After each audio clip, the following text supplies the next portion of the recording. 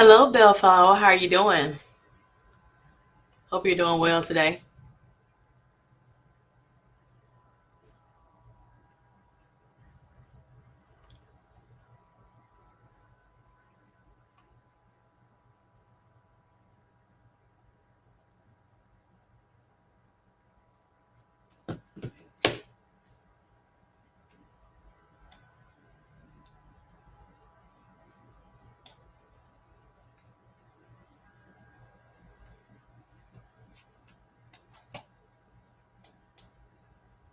Can you hear me good?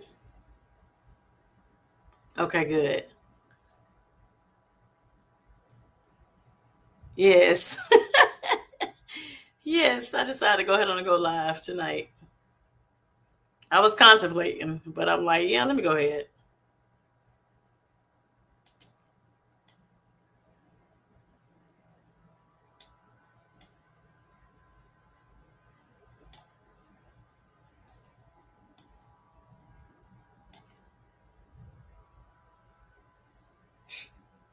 Trying to wait and see if some other people um, are going to join. Hi, Tia. How are you? Okay, Bible studies. Okay.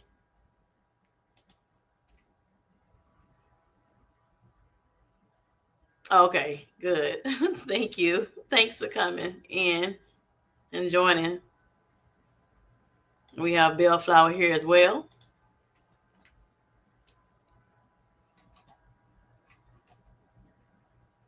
Look, this is part of my challenge too for June, just trying to, get a little bit more active. Yes, yes.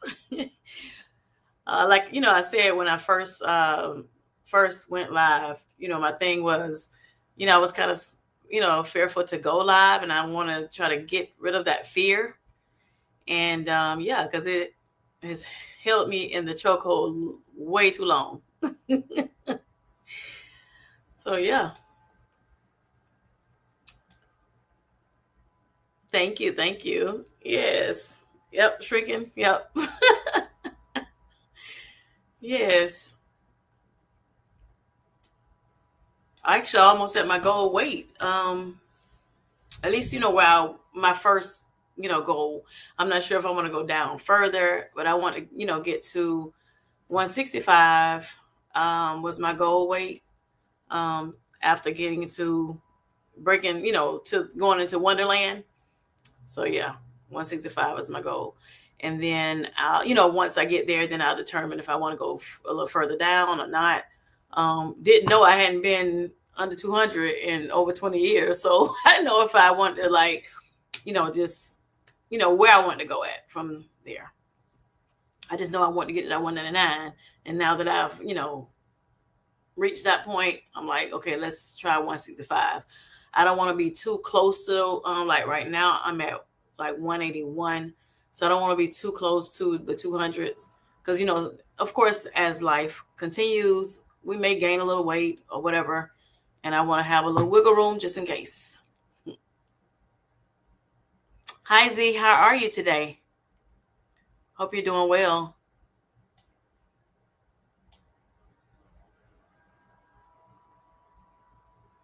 Bill Flower said, yes, yes, you're doing well. Stepping out on faith. Yes. Yes, exactly. Thank you so much, too. I appreciate y'all coming in, and your support. Definitely.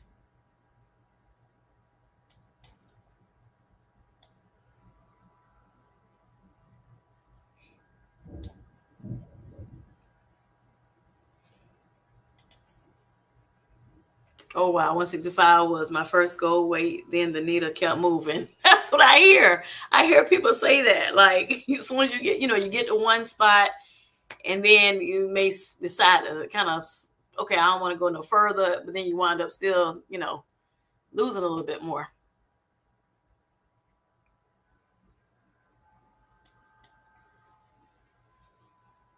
165 ish is where I think I want to end up. How tall are you? How tall am I? I'm 5'2" and a half. Now you got to put the half on now. Yep.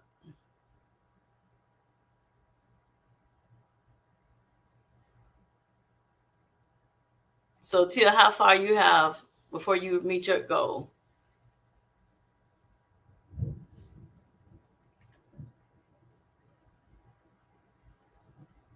And then looking at me, like I look at myself and I'm like, okay, my legs are kind of small. When I started losing weight, I started my face first, my neck, and then my legs, And so I was like, oh, I don't want my legs to get too small. So you know, yeah. But I have some, like I'm apple shaped, and so I'm trying to get a lot of the visceral fat from around my belly area and just some other little places, my arms, as well as some of my thigh area. So, because again, like I'm talking about tonight, just wanting to be healthier in general, not just focusing on weight, but I know I have to go down a little bit more, um, to get where I want to be at.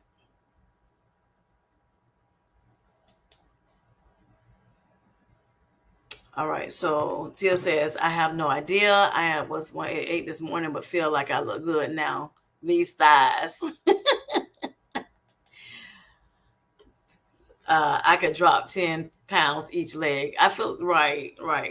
That's how I feel. Especially with my belly. I feel like I'm like, if I can drop this belly, get rid of this belly, which a lot of times you may not see it when I'm on my videos because, depending on what you're wearing, it may hide it really well. But yeah, definitely need to get some more off of my, off my midsection. Because you don't want the, all the fat to be sitting around your organs and, that visceral fat, they call it, to be sitting around your organs, squeezing everything, and it's not good. So, health wise, which is my main focus, is, making sure I'm healthy first. And, all the things that comes with it, of course, weight loss, because what weight loss was a part of that. I started off at 253, back in July.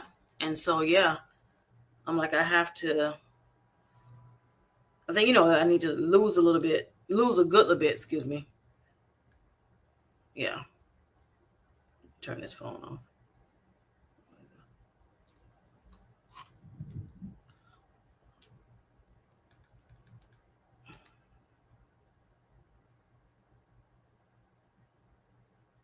Then I updated my phone. I don't know how to turn it on vibrate. Shoot, hold up.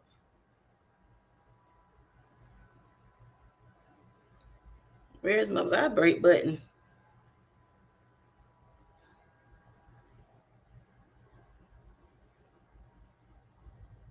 I don't know. Let me just turn it down.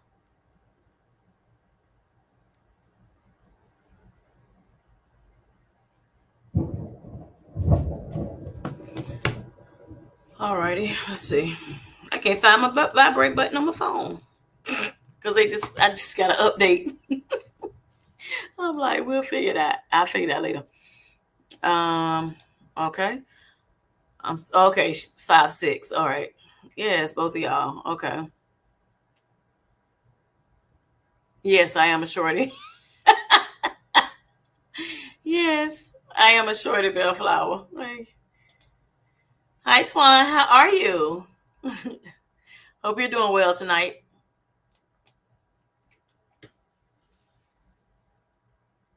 Yes, almost a year out. Yes.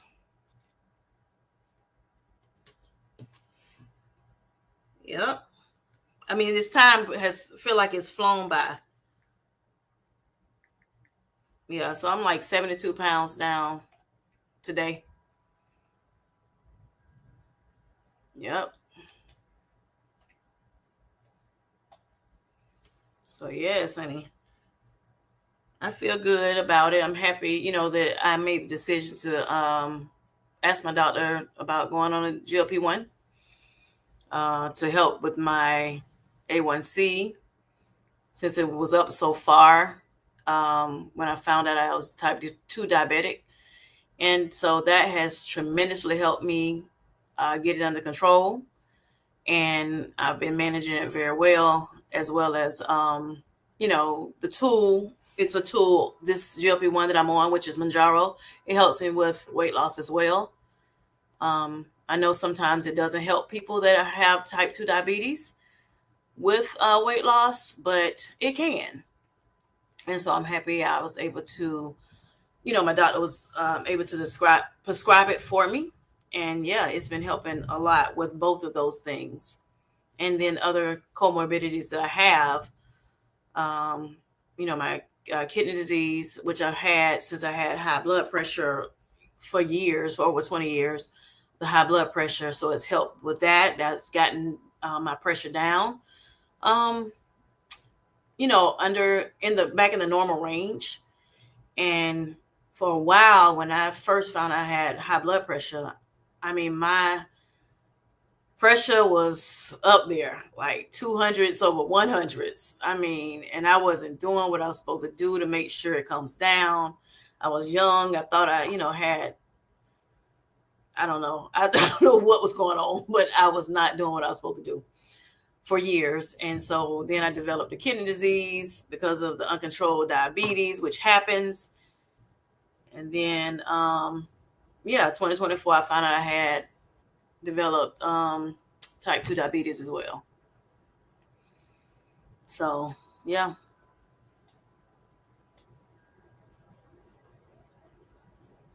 Everyone is saying hi to one another. Hello, hello, the Mel B. How are you? Hope you're well tonight.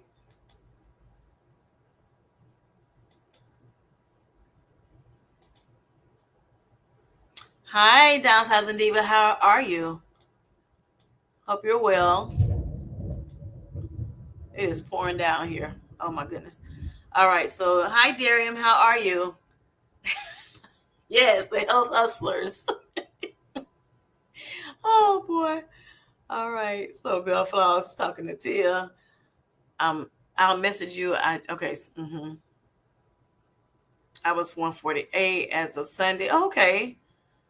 After 165. Okay, 150 was my next goal. Then it moved to 140 to give me wiggle room. Right. Okay. So you want us to be between 140 and 150. Cool, Bellflower. Hello, hello, Felicia. How are you today?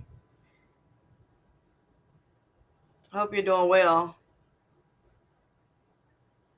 Miss Linda, how are you? Thank you, thank you.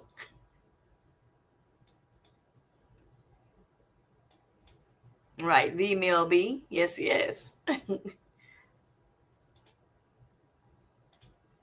Uh-oh. Yes. Crazy. The bottom just fell.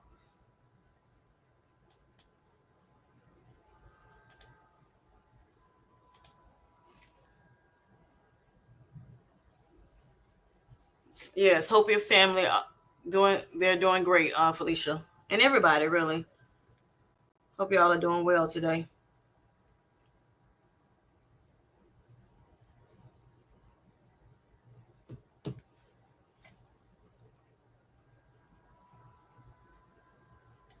So I decided to jump on tonight to kind of I thought about, do I want to go on or no, I don't know. But I decided, you know what? With my challenges I'm doing, I was like, you know what? Let me go ahead and go on. I said I was going to try to go on every week in June. And so here I am again. So part of it is because, like I told you, the first time I went live by myself, I was like, okay, I'm a little afraid, but I'm pushing through, pressing through the fear. Um, I was able to go on live a couple of times, with a few times with, one of my GLP-1 sisters initially, just to kind of help me, kind of get me out there, baby steps, before I went live the first time myself. And yeah, it really, really helped a lot. When I went on my first live by myself, it was really easy. I was very calm, and yeah, once I get going, I get going. But it was just the fact of just getting there and doing it. So yeah, For those who want to go live and kind of scared too, yeah, um, I I challenge you to do it. Or if you want someone else to help you, it's nothing wrong with doing it with someone, until you kind of get your jitters out.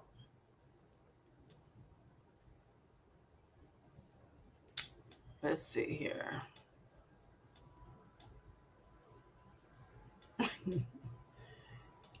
Yes, please thumbs up the live. Thank you, Twan, for reminding people as you come in. Please thumbs up the live. Even if you don't come in the chat, do so. Thank you, thank you. It helps me, helps push me out to other people that may need help with, type 2 diabetes, kidney disease, weight loss, just encouragement in general on their journey, even if they're not on a GLP-1 or if they are. So I greatly appreciate that. Felicia says, thank you, Darium. I hope you are in your, yes, I hope you're doing well as well. All right.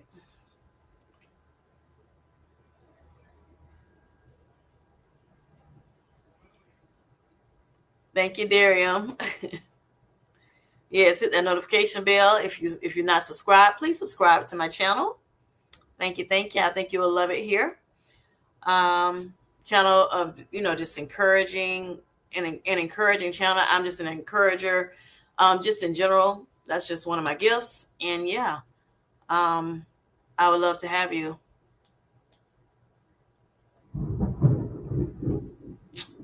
All right. So, what I want to talk about a little bit tonight is, just healing in general.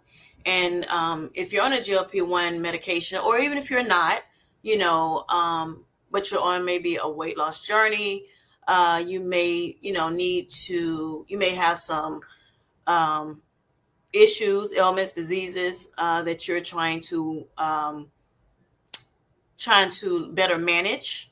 Want to make sure that we kind of talk about that a little bit tonight. And I would like for us to, heal not only, just inside out, not just, just the disease itself that you may be trying to heal from, but also, just your mindset.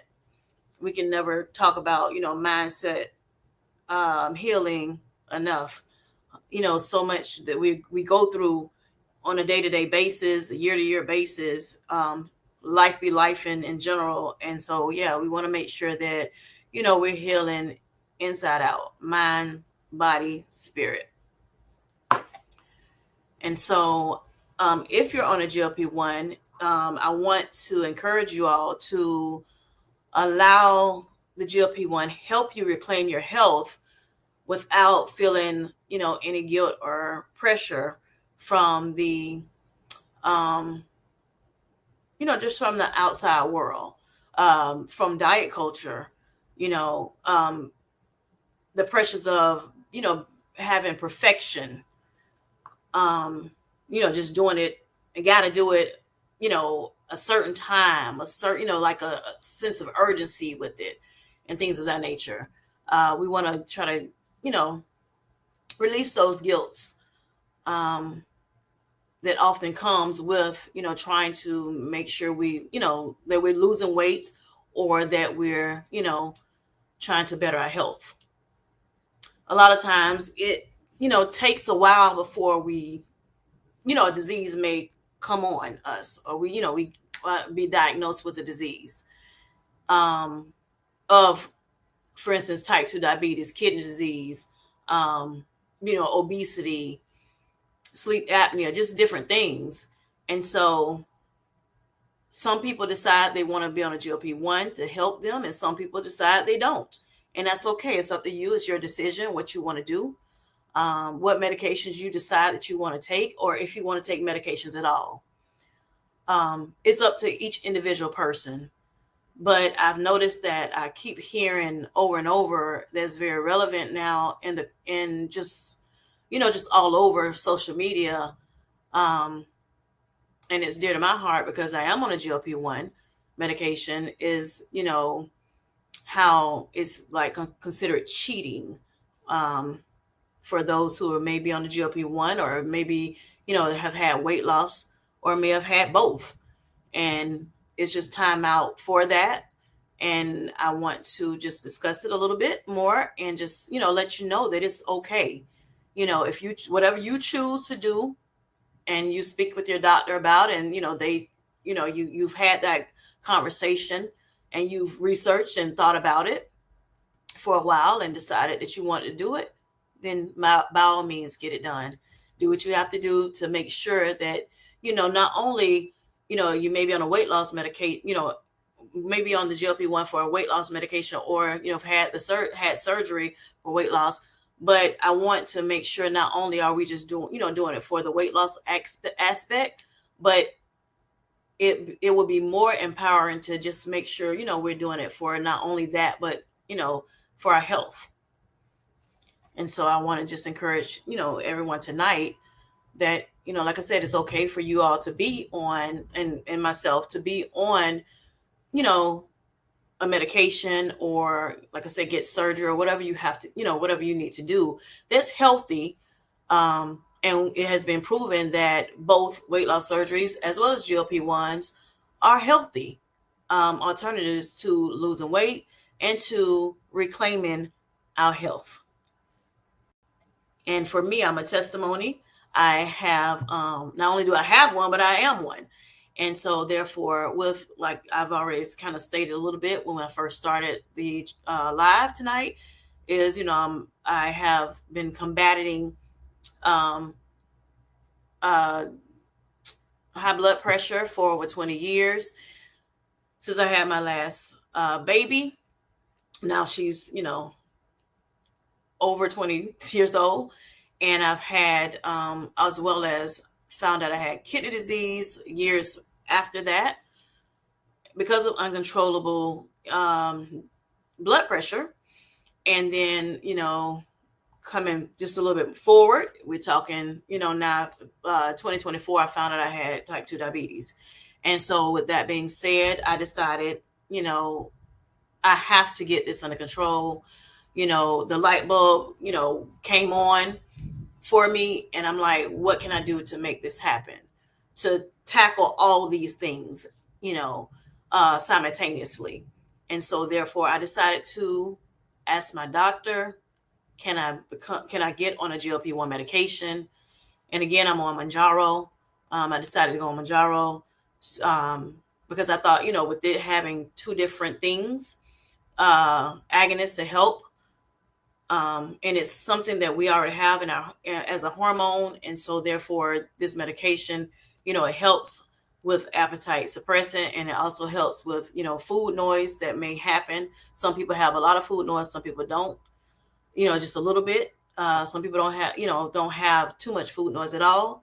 But I decided to, use it.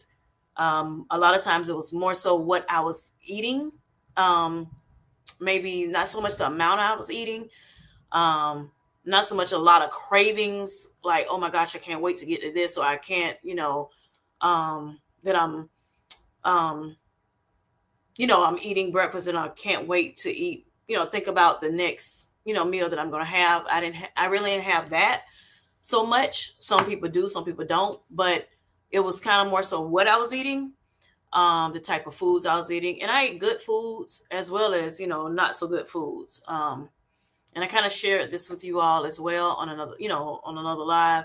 But I just, like to just kind of reiterate it a little bit, just in case there's somebody on here that did not hear me, or, that was not on the live, or was able to look at the, the replay. But yeah, so as I reclaim my health, I want my community also, to reclaim their health. And like I said, not just weight loss. And of course, these GLP-1s are for both those who are that are type 2 diabetic. They are used as a tool to help lose weight as well. And some people do, some people don't lose as much as others. But the biggest thing, for me and for those who are type 2 diabetic, is to make sure that we are learning how to manage our health better. And so I'm hoping that we all are using a tool like we should, um, because that's what's it's going to be beneficial to us best to use it, like we need to use it as a tool to help us, better our health and not just do it haphazardly, just to, lose a couple pounds. Um, so let me go back in.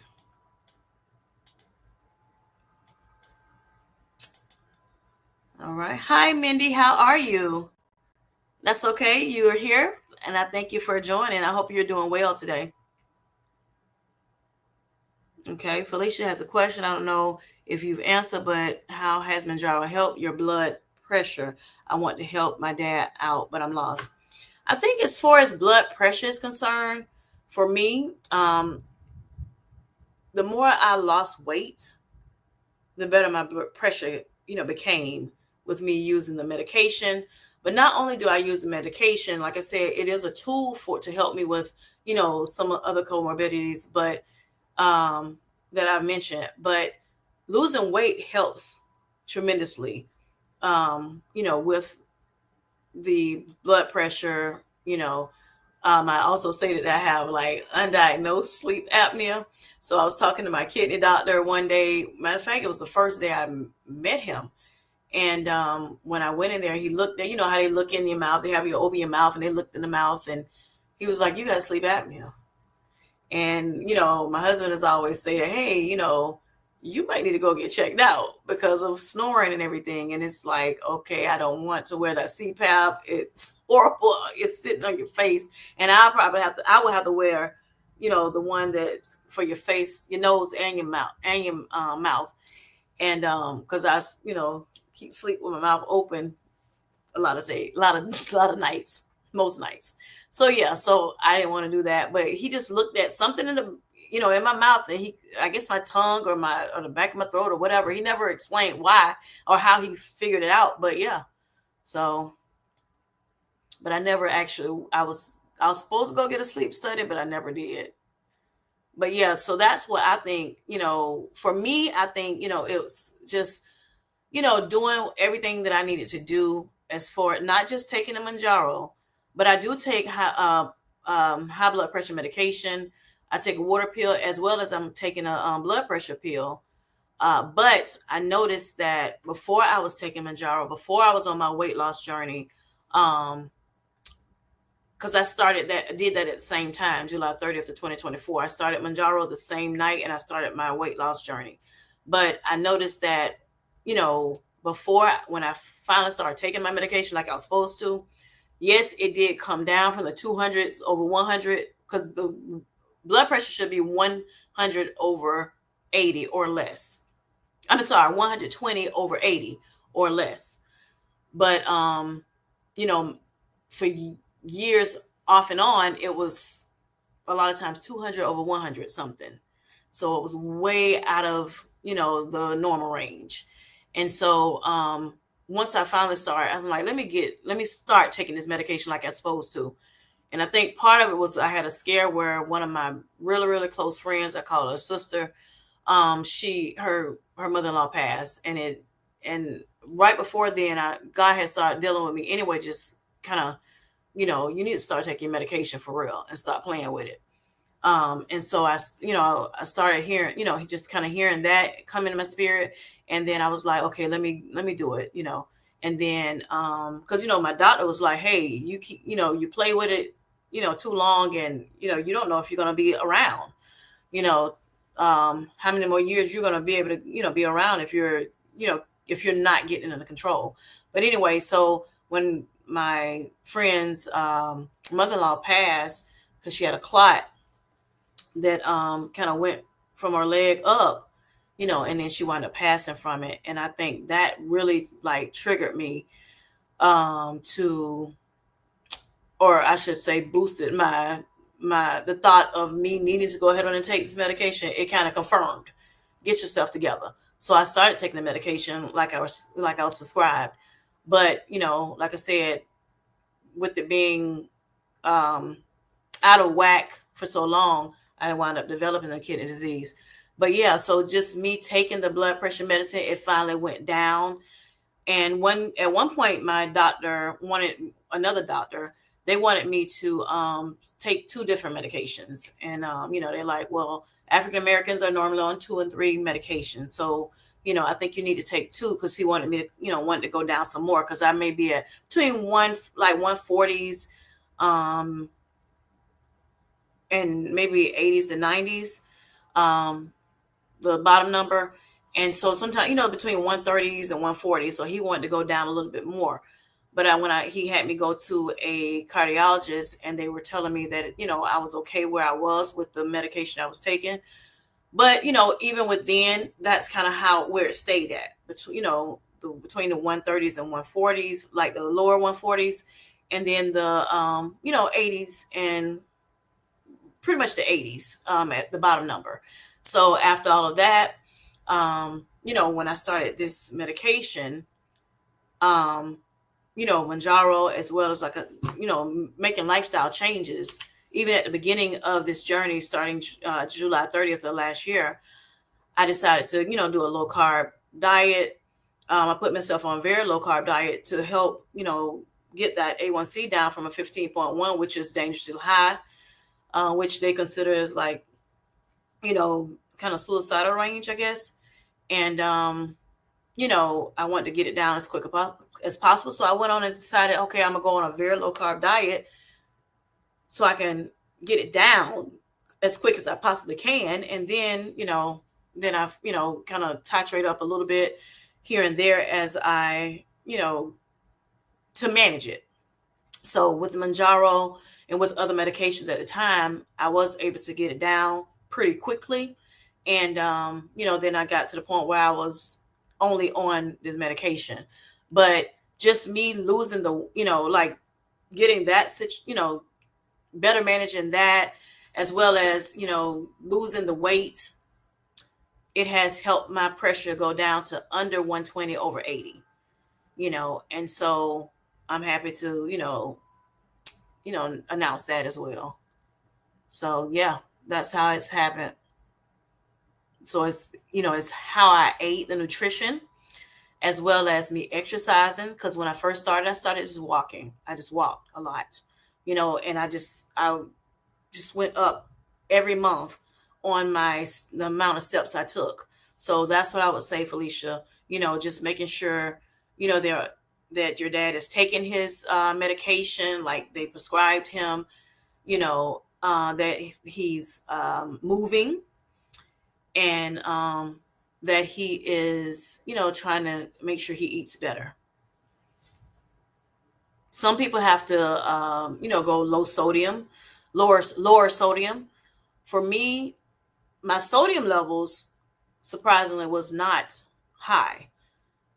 So my doctor never told me, hey, you need to go low sodium, but it was big. He was big on, making sure I'm getting movement in 150 minutes per week, and making sure I'm, eating better, not eating so many processed foods, and, simple carbs and things of that nature. But, just in general, making sure my regimen was better. So that's what I say. I think, and even with this GLP-1s, I feel as though, you know, like I was saying, yes, you may want to lose the weight or whatever, but it's all, to me, it's more about just health and, better health in its totality. And in order to do that, I think it's, you want to make sure that you're learning how to eat better, swapping out the ultra processed foods.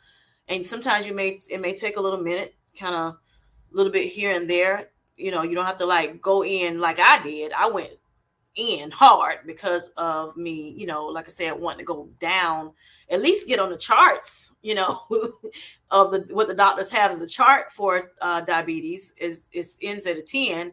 Anything above a 10 is really, really concerning. So that's why they had me go to the hospital immediately. And I couldn't even drive myself to the emergency room. I had to get my husband to take me. But yeah, so that's just how I did it. You don't have to do it that way. Some people decide, kind of take some of the sugars out of their diet. Just they may say, okay, well, I want to take, say, just table sugars, out of my diet. And then they say, okay, a little bit later, they may say, okay, you know what, instead of, let me go ahead and just do, I'm going to do the sugar free drinks instead of just going straight to water only, you know, or going to like sugars as natural sugars like monk fruit, sweetener or stevia and things like that. So, some people decide to go little by little. Some people go all in the beginning, and then they, like I said, just kind of reintroduce themselves, um, as they go. But yeah, I think that would help him a lot when it comes to blood pressure, just doing kind of some of the same stuff. All right, great question, Felicia, because I'm needing help as well. Yes. So, Tuan, I know you've been stating that and if you please, you want to go ahead and put um, a money bag in the chat if you are a content creator, just in case. This is just a little plug to the side. If you are a content creator and people can decide to look, see if they want to check you all out. But yeah, Twan, I know you were, kind of reducing your sodium, and you're on a weight loss journey as well as a better health journey as well. More importantly, making sure your health is that's your priority. And so I think those things are definitely, all of the things are going to help the greatest. Blood pressure so tricky, sorry, Twine. I just want help any way I can. Yes.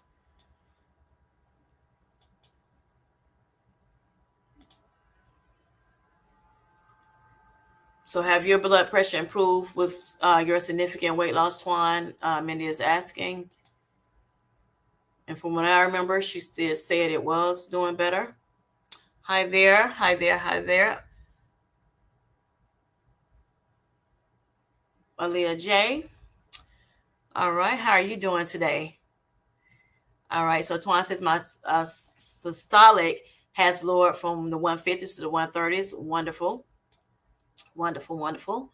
So it's going down. Good, good. All right, Darren says good evening, Mayor Mindy. Twan as you lose, it should continue. Correct, correct. It was what, yeah, same thing I was saying. So look, that's confirmation. Thank you, Mindy.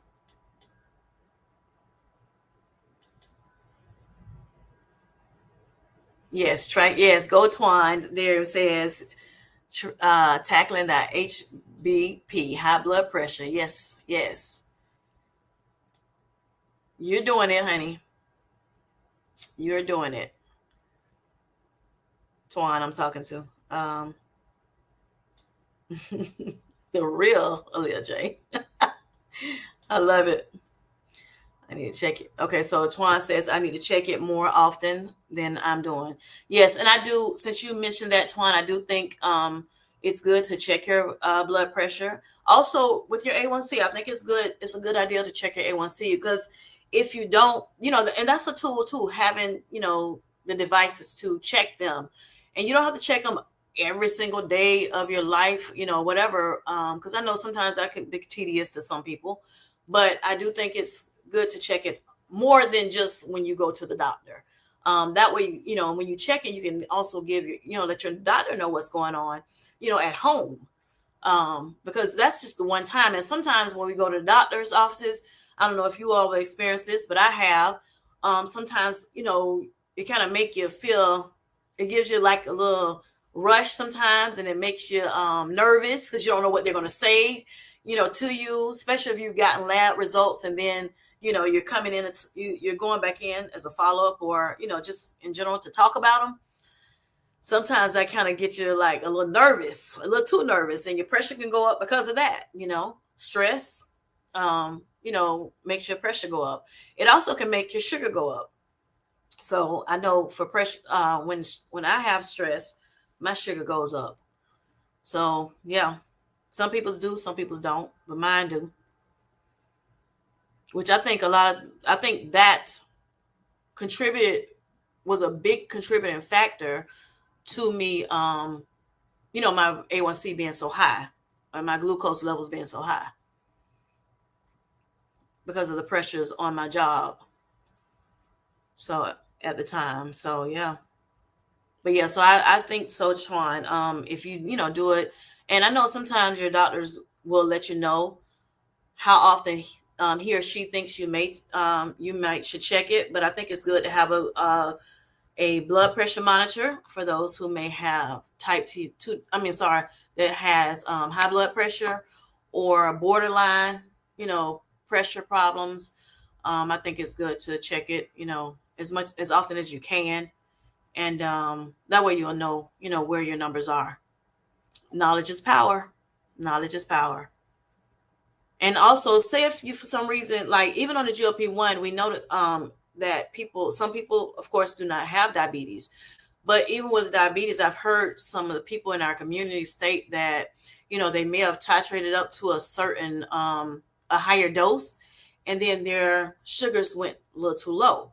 And so they may have, you know, felt certain felt things like they may have got, or their pressure, they may have gotten lightheaded, they may have passed out, because maybe their sugars went too low, or like I said, the pressure could have gone too low, so I think it's good to be able to check those things regularly.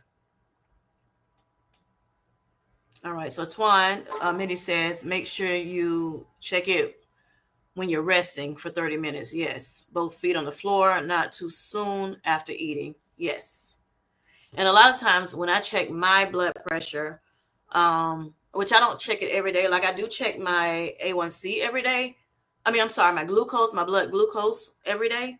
I have a glucose monitor that I use. Now, when I first started my journey, um, just trying to, like I said, tackle or combat type 2 diabetes, when I first found out, when I was in the hospital, they introduced me to a glucose monitor, a continuous glucose monitor, which we also call for short CGM.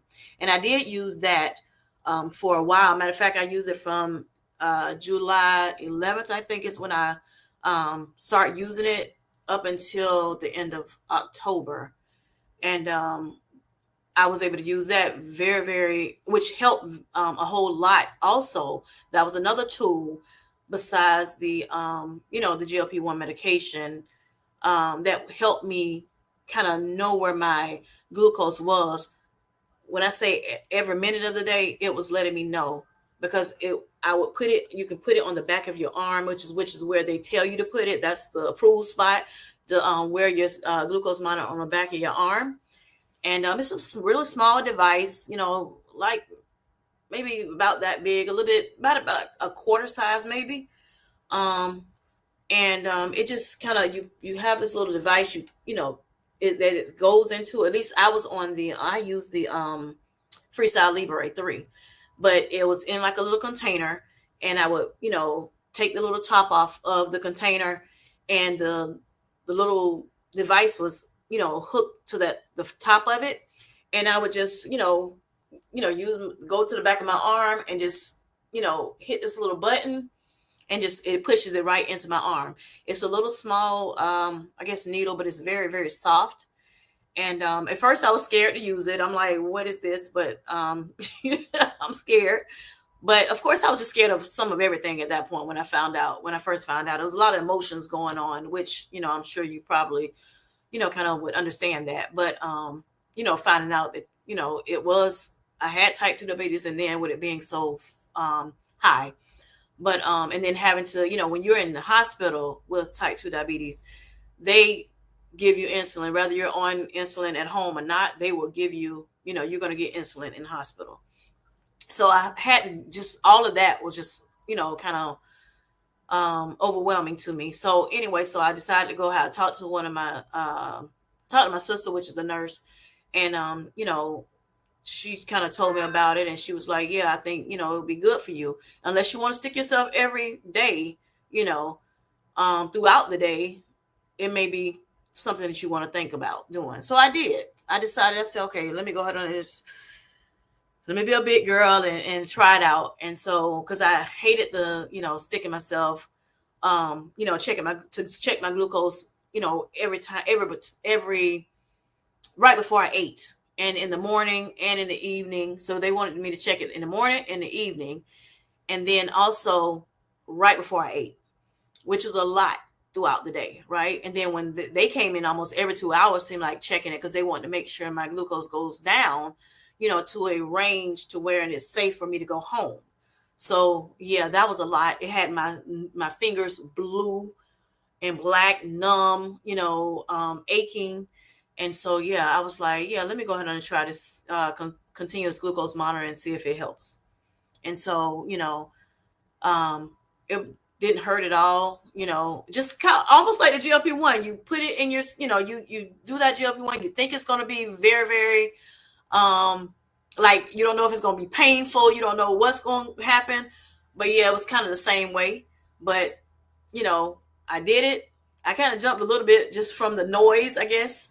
But yeah, I enjoyed wearing it when as long as I did.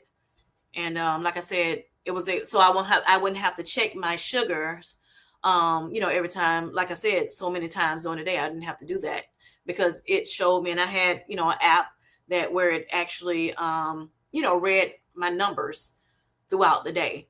So that kind of helped me know, okay, can I, what can I eat? It kind of helped me manage what I was eating at the time as well.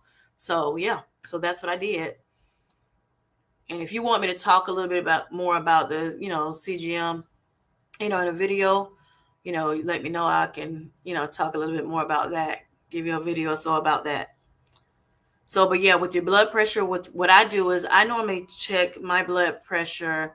I just do it sporadically. It's not a certain, time uh, of how many times a day or a week.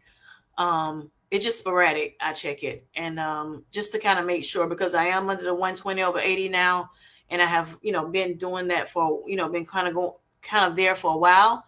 I just make sure. Let me go and check it and make sure, because I don't want it. I haven't, and I haven't had um I've had much success with it since I've, lost, like I said, so much weight. So, but my doctor has not told me exactly, hey, you need to check it this amount of times per, week or whatever. So, I guess it's, talk to your doctor and find out what, they suggest. But definitely, I think you should check it every now and again. And I check mine. I would check every time I check mine is normally before I eat. So I do my fasting glucose. Um, I check that first, and then I check my blood pressure. All right, so that's good, Twine. You can then watch a trend, right, for when you go back to the doctor. Correct, correct. And they would love to know those numbers, So if you can get a blood pressure monitor that that actually tracks your numbers, and record them, then yeah, I would take those to the doctor so they'll know. So, Mandy, do you use the CGM? Is what Darren is asking. Thanks for the advice. Yes, yes. Congratulations, Kim, getting your blood pressure under 120/80. Yes. And actually, in January, it was doing well. I had had gotten down to that amount. Also, I found out that my A1C had gone back down to the 5.6, which is the normal range for A1C. And so my endocrinologist told me I could actually get off of my water pill at the time. But he said with the blood pressure pill, he said, I would suggest that you talk to your kidney doctor about that, because the blood pressure pill that I'm on, not only does it help with my blood pressure, but it also helps, with my kidney disease, help preserve my kidneys.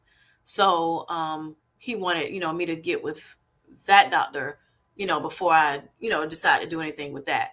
But when I, got off my water pill, I did get off, come off of it at his discretion or whatever. And so when I did, I noticed my pressure had kind of started going back up a little bit, and it was kind of more so in the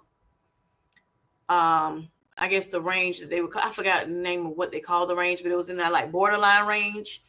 It was creeping up like 127 over 80 something, And so, and then I know one time I went to a doctor visit and it was like 134 over something. And I'm like, then another time I went, it was another 130 something over. I'm like, yeah, I don't like that.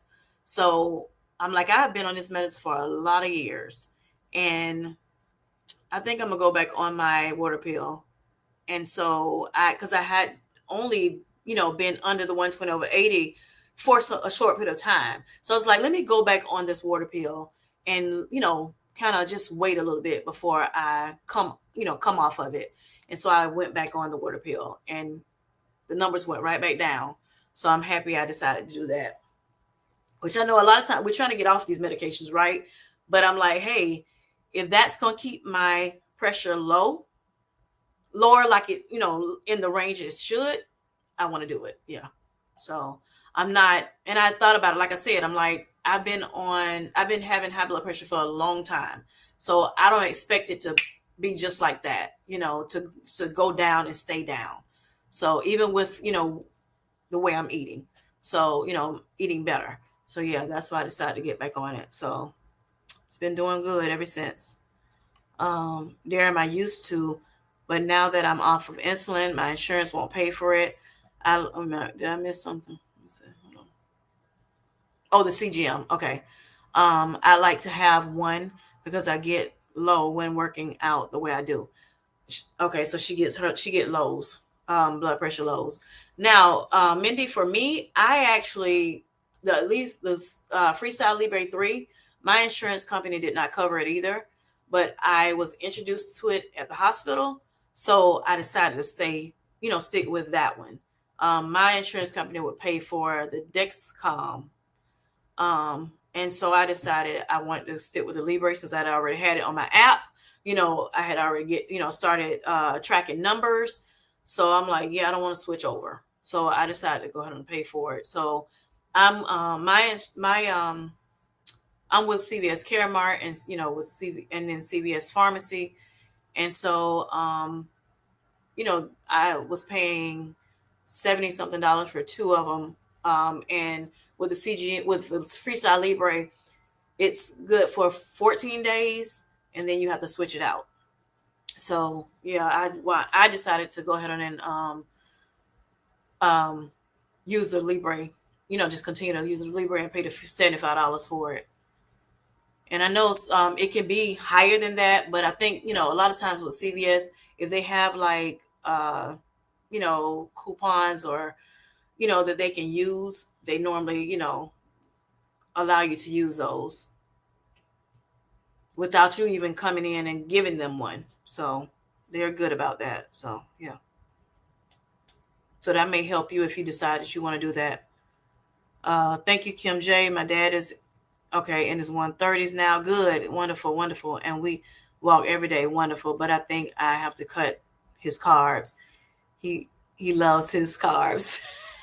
Don't most of us. Look, carbs are great stuff. Yes. Yep. Um, and I mean, you don't have to cut them like crazy. Cut them, like I said, some people decide they want to, just go little bit by little bit, and or they decide, okay, I'm gonna just not eat as much simple carbs, um, which is the white breads, white pasta, um, you know, of course, white sugar or just regular sugars and things like that. They kind of cut back from that, um, you know, at least first, and then they decide if they need to go, down a little further or whatever, depending on how everything goes. I hate that. Yep. Can they redo a PA because of the lows you're spending? Right. That's a good point there, and that may help um, if you speak with your PA about it. I'm sorry, if you speak with your doctor about it to see if they can get a prior authorization because of his experience in lows. You don't want lows either, of course. You don't want highs, blood pressure, nor diabetes. You don't want highs and you don't want lows. Kind of want to, be in that good medium range where you should be, the normal range. Mel B says, Felicia, there are some natural remedies like yes, omega-3 fish, yes, fish oil daily, 1 teaspoon. You also can do the oil or you can do the pills. There's a brand called Nordic Naturals, 1560 milligrams of omega 3s. All right. Yep, that's good as well. Exactly. I just started taking omega 3s myself. Yes, it can help with blood pressure, but it also can help with lowering cholesterol as well. It's other benefits to it too. But yes, it helps with heart health just in general. Thanks, Mel B. I'll definitely look into that. Yes, that's good. Thanks, Mel. Thanks, Mel. Yes.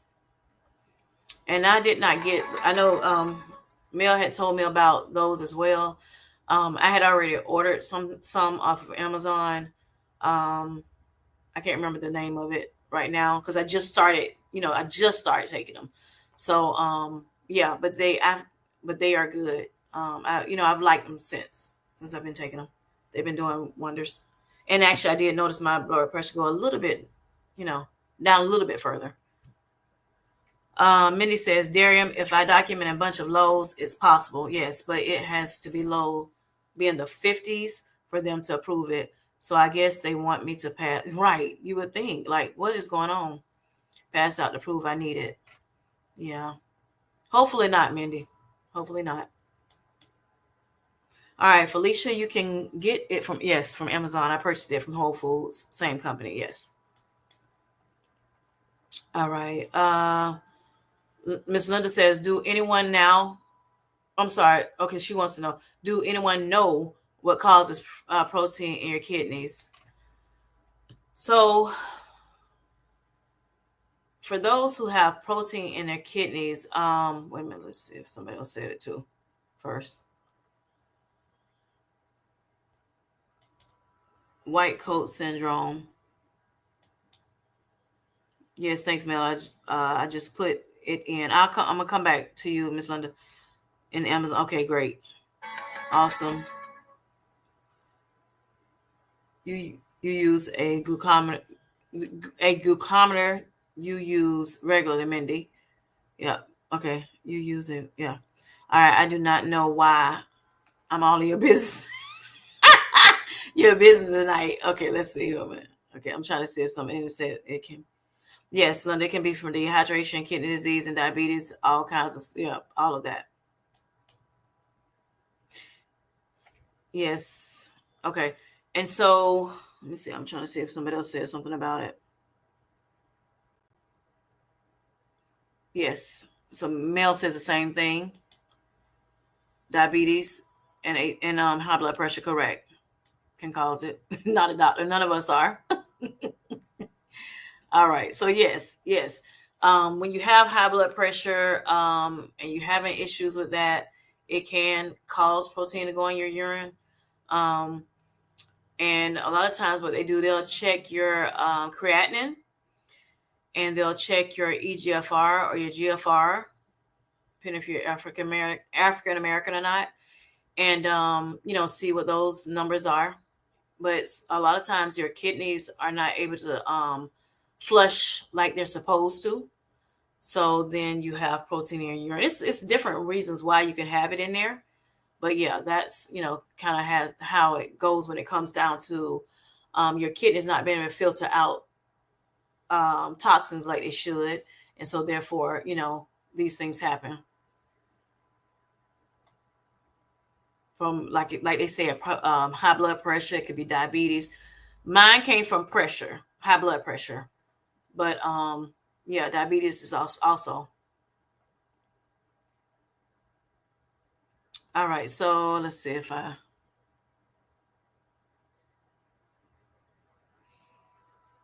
All right. So and yes, dehydration is very important. I'm gonna talk a little bit about that with dehydration. Dehydration definitely is not a good thing to have. It also can affect your kidneys when you're dehydrated. So those numbers, like I was saying, with the with your GFR and your EGFR, which is a part of your blood work that your doctors do. They can, if you're well hydrated, then it can make those numbers look better. It can help improve those numbers.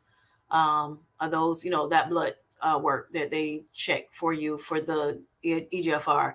And I'm trying to remember how to say the what EGFR means. Hold on.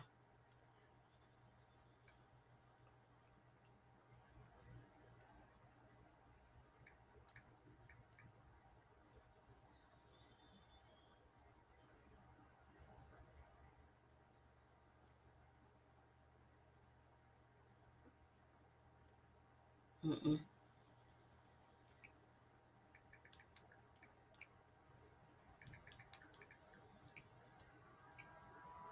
Just a moment. So your EGFR is your estimated. Oh Lord, let me see. I can't remember. I don't know how to say it. Let me see.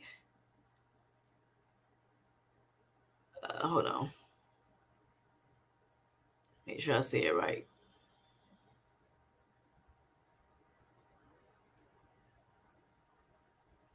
But I'm gonna read this part. Let me see. Hold on. Okay. So it is your estimated. I'm sorry. It is a blood test that estimates how well your kidneys are working to filter the waste out from your blood. Is what it is. And hold on.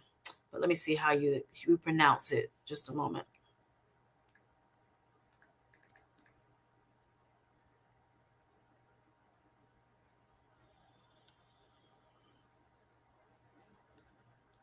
Guess which student? No. Let's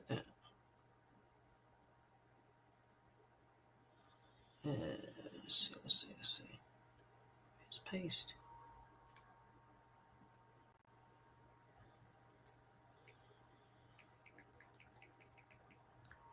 Hold on.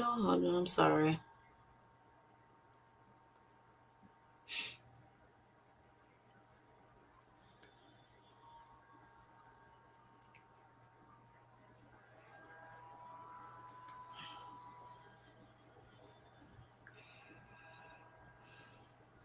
Mm-mm-mm.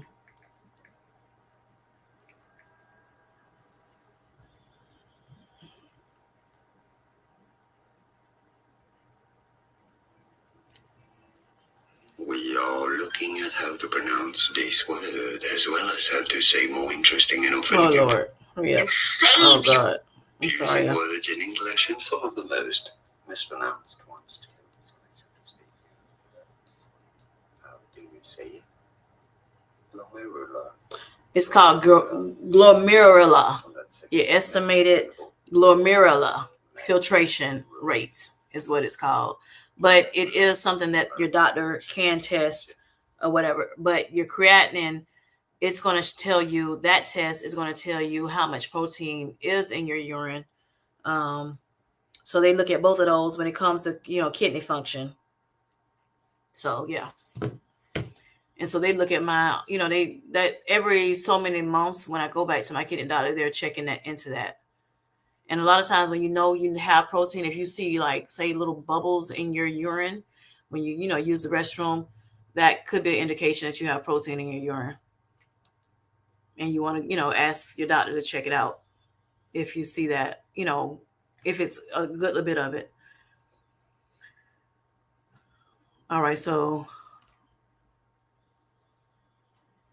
yeah, okay, 2 hour back ride or a 5 mile run when I could check action before it gets right. Exactly. That CGM is great. It helps you know whether and that was your glucose. I'm sorry, you used some glucose. That CGM does help, let you know whether you're going low or going high. And it every minute of the day it gives that information. And when you go say under 70, um, it will the Libre, it actually makes a noise. It's like alarm. So like say if you're asleep at night and for some reason that blood glucose go low, alarm goes off. And so it wakes up almost the whole house. And say if you stay by yourself for some reason, you can also let someone else like share the app with someone so that they can be monitored, so they can get the alert as well, and then they can maybe call you on the phone. So I think it's really really good, especially when you're you know you're going too low. Because you don't have much room, when it comes to glucose to go low. Anything 70, with your blood glucose being under 70, is considered too low. It's going too low. And so it may go at a rapid pace. So they want you to try to do something about that as soon as possible. You want you to go ahead and eat something that has, some sugar in it so that it can, go back up to what they expect the range, which is, anywhere between 70 and 100, or for people that have diabetes, 70 to 126. All right, so Ms. Linda, I believe HBP and the diabetes causes, yeah, I said that already. All right, so Darren says, point to remember some of the comorbidities and hereditary and genetic. Correct. Yep, that's true too. Of course, we always try to improve and take our medications, but just because you have to take medication doesn't mean you're failing. That is so true, Darian.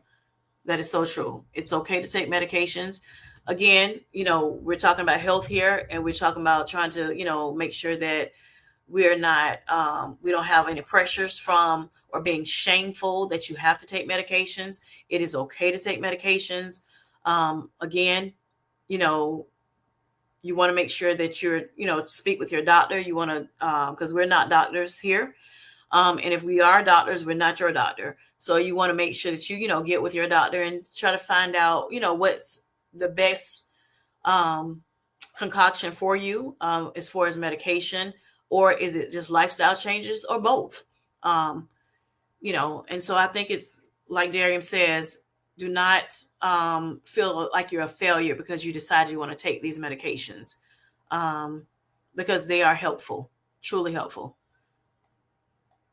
And at some point, if you're doing well, well enough, and the doctors see that you have, um, gotten back in the range that they would like you to be, they may decide, okay, we can kind of start coming off some of the medications, or maybe all of them, but of course, talk to your doctor about it and they can help you out.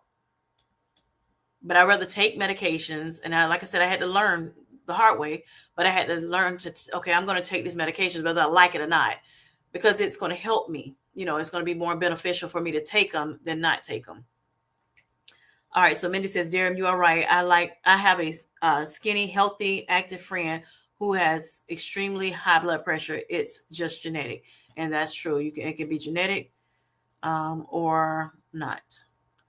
All right. So Tracy Twan says, correct, Darian. HBP runs in my family too, high blood pressure.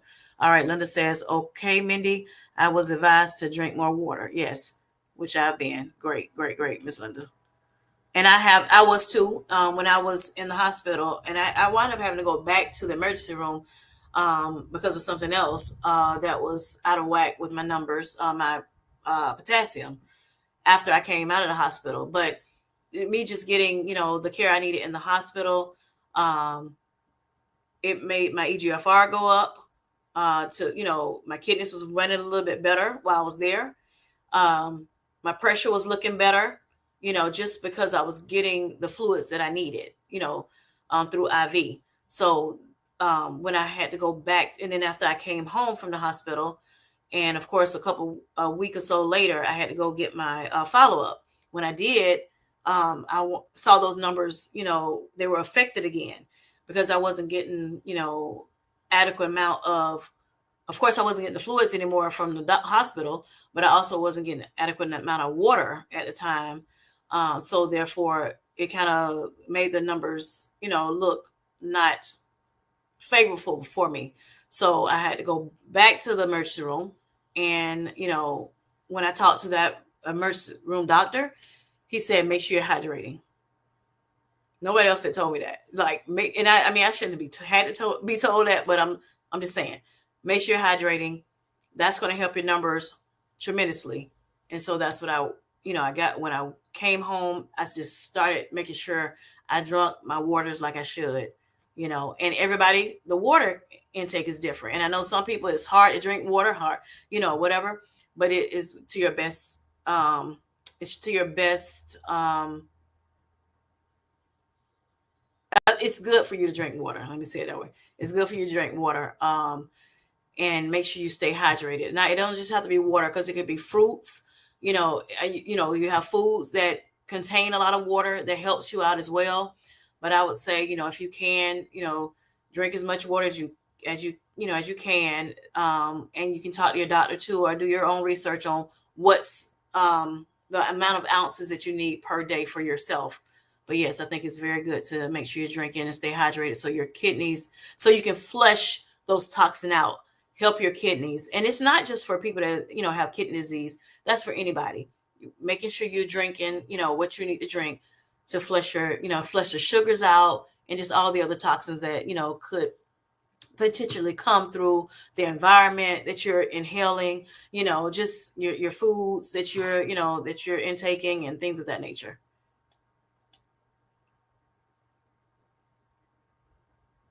I miss my free stuff. Yes, yes. Kim J, I would love to know how you felt finding out you were diagnosed with type 2 diabetes. I was devastated. I was devastated. That's one of the things because I knew people that in my family that had type 2, that had been living with type 2 diabetes. I also know someone that was really close to me that passed. Um, they had type 2 diabetes. And so, I have several people that I know personally that's very, very dear to me, very close to me, that have diabetes. So I just was like, I don't want to get that. It was just something about that and cancer. Oh my gosh. Yeah. So it was a scary thing for me. And so, because I know, and the reason why I say that is because I know, like I said, I know somebody that has passed from it. I know somebody that from uncontrollable, diabetes. I know somebody that, that just don't control it still. They just live haphazardly. They take the medication, but it's just not controlled. I know you can get neuropathy from it, um, which is, kind of bothers your nerves, nerve damage and everything. You can get retinopathy from it, which is bothers your eyes. And, the person that passed from it, they went blind, um, while they were alive from uncontrollable diabetes. Um, it's so many different things that can, mess with your heart, just different organs in general. It can, make them break down, and, in a negative way. And so therefore, that was something I was scared of hearing, being diagnosed. Now in 2020, I found out that I was borderline diabetic, which is, pre-diabetic, um, which is, anything 5.6 under, that is in the normal range to have an A1C. Anything 5.7 to 6.4 is you're considered pre-diabetic, and 6.5 and up, you're considered diabetic.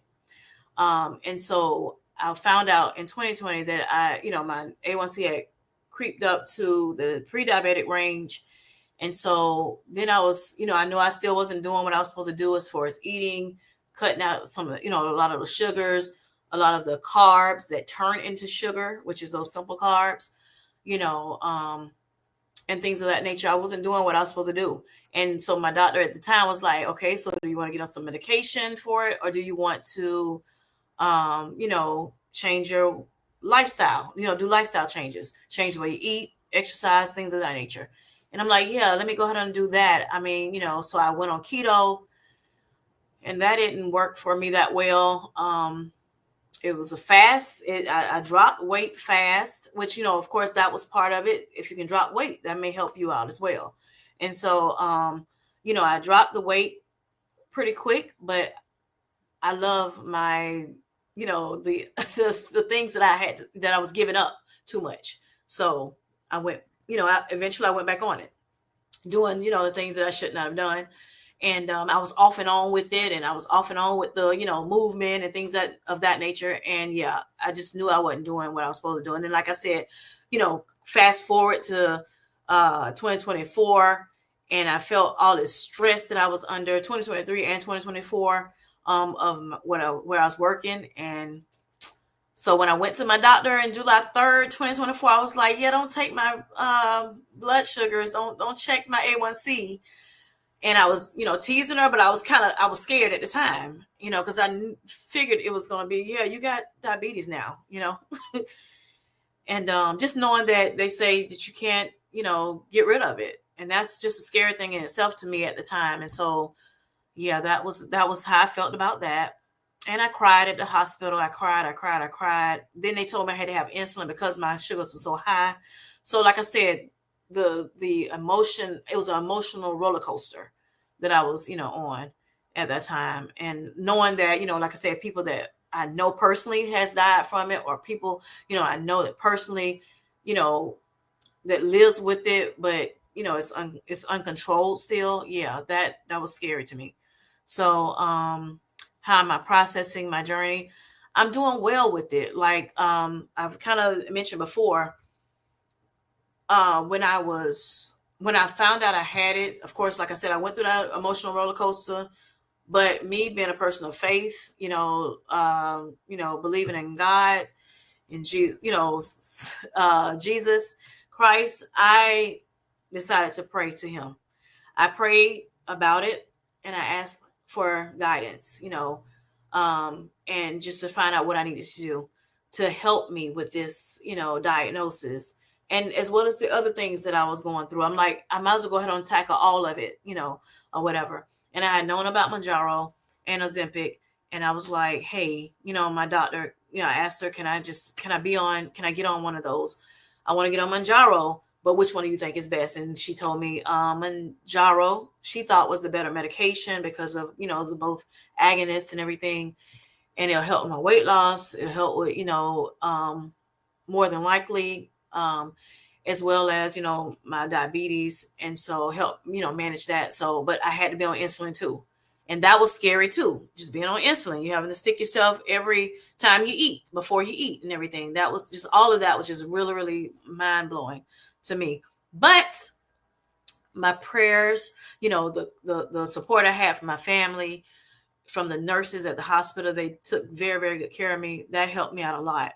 And so, through the prayers, and then, like I had explained to y'all before, the discharge nurse, she was like, find a community. They'll help you, on your day-to-day journey. And so I went, when I went home, I started looking on YouTube, and I've, stumbled across you all. Um, Patrice Denise, which is also type 2 diabetic, and she was also on a weight loss journey as well. So I found, like-minded people, and I'm here. So this has helped me out a lot. Being on YouTube with you all, being in the community, is a tremendous help. With the process. And like I said, tackling the A1C was my main priority, to get that under control and down as soon as possible.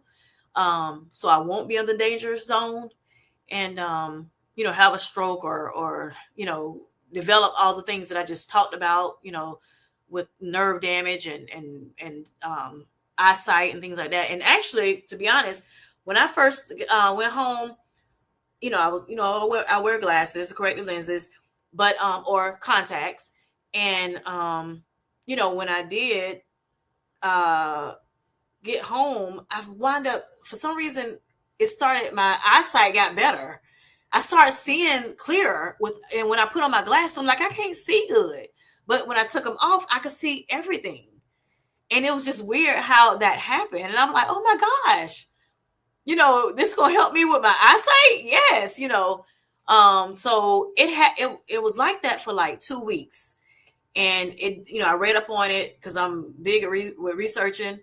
But I read up on it. I found out, it may come, my eyesight will kind of fluctuate a little bit, especially when you first start, and, with the insulin, and, and things of that nature, and diabetes. And so it did, but it actually went back to what it was. It actually got probably a little bit worse, but that's just a normal thing. When you're wearing glasses, a lot of times your eyes get a little bit worse. Even though it's good to wear the corrective lenses while you're wearing them, it's wonderful. But when you take them off, sometimes, not so much. So yeah, that's how, so that's what I did. I just prayed to God and asked him for help. He gave me the guidance. I also took the advice of my discharge nurse to find a community to help me along the way, in my journey. And that's what I've been doing. And then, like I said, my research helped me. So I've been feeling really, really good about it. After the initial like shock of it all, and I kind of worked through those feelings. Um, I've been feeling good. And actually it has not, like, me lowering my carbs has not been, it hasn't been that bad. It has not been that bad. I can say that it has not been bad at all. Um, I didn't miss them. When I went, kind of real low, I didn't miss it. I did not miss it, and I thank God for that. I think He gave me that. Took that. That will, that want form away, because that was before I started Manjaro. So I didn't start Manjaro. That was, like I said, I came home on July 11th, and July 30th is when I started Manjaro.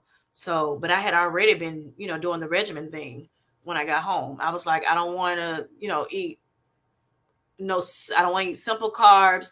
I don't want the table sugars. I don't want Cokes anymore.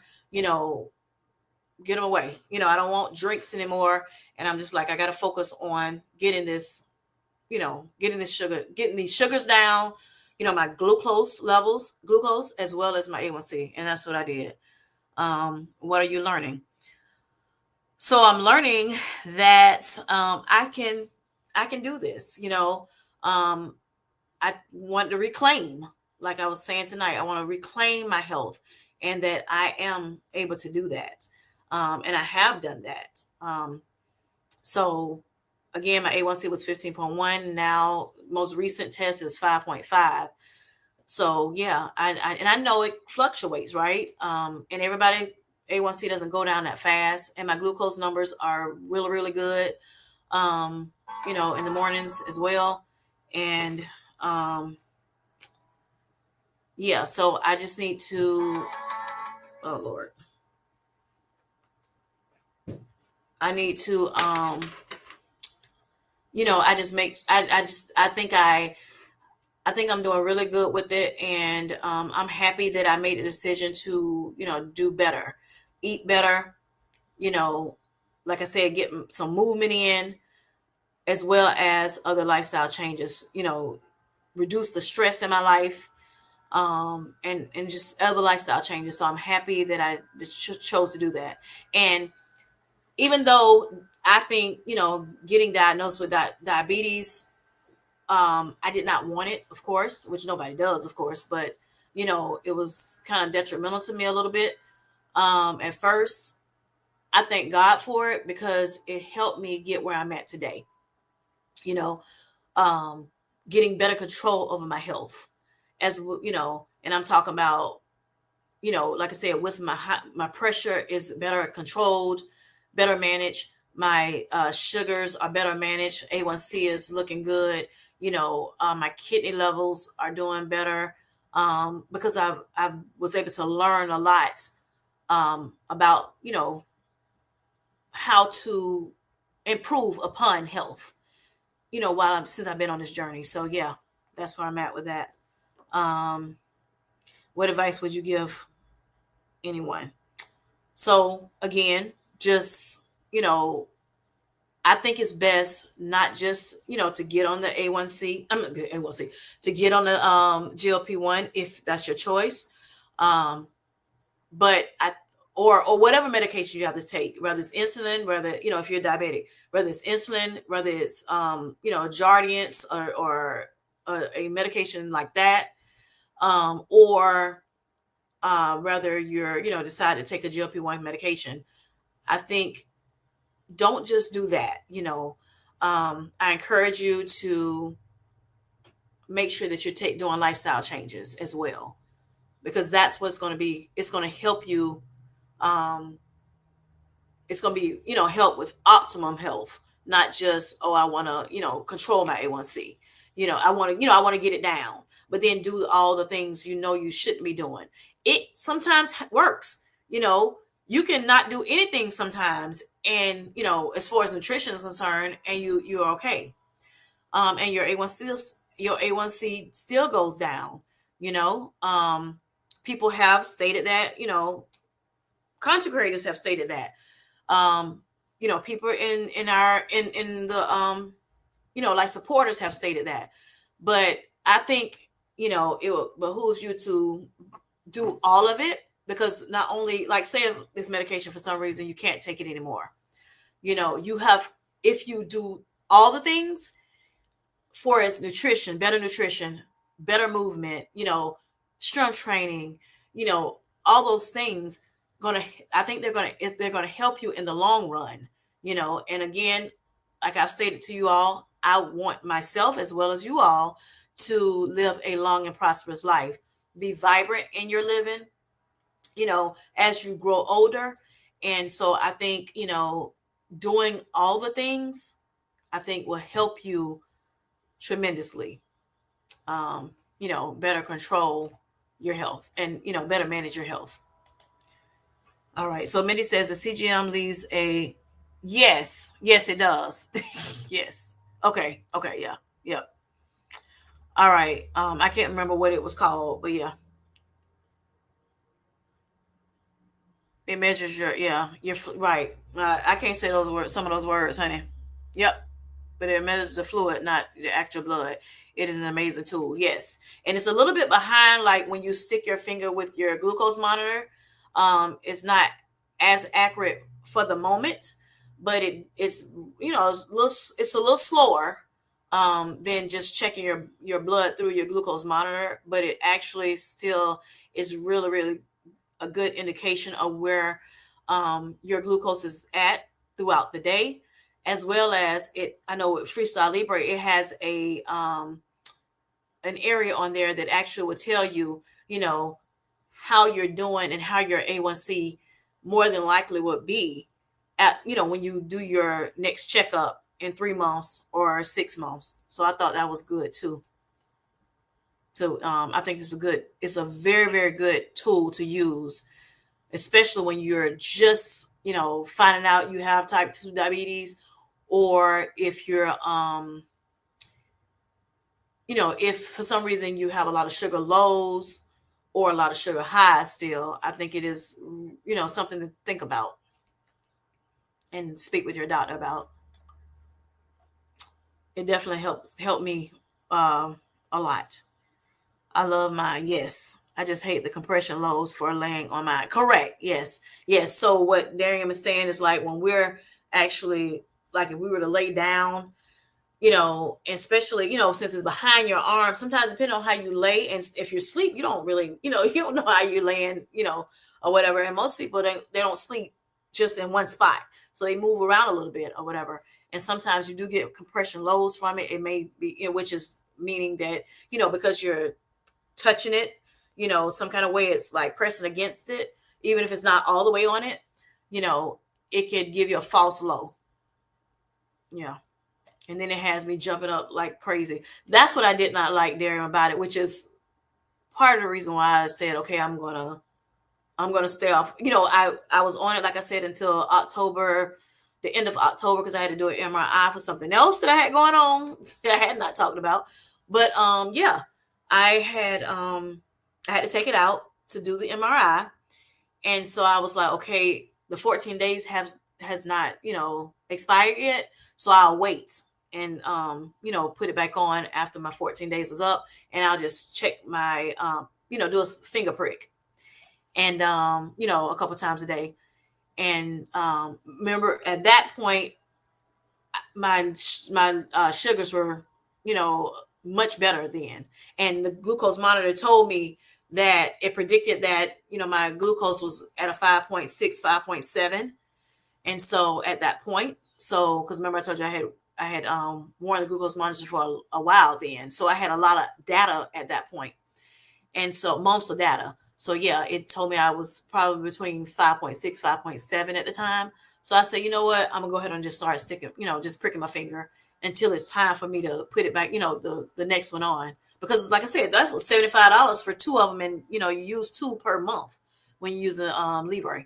So yeah, I decided to go ahead and you know stop using it for a little bit, and then I got used to doing the prick of the finger at that point, and so I just did that. I just kept doing that. I never put one back on. And then when I found out in January that my sugar it was at 5.6, I was like, okay, great. So then my doctor was saying, well, you can just check your sugar.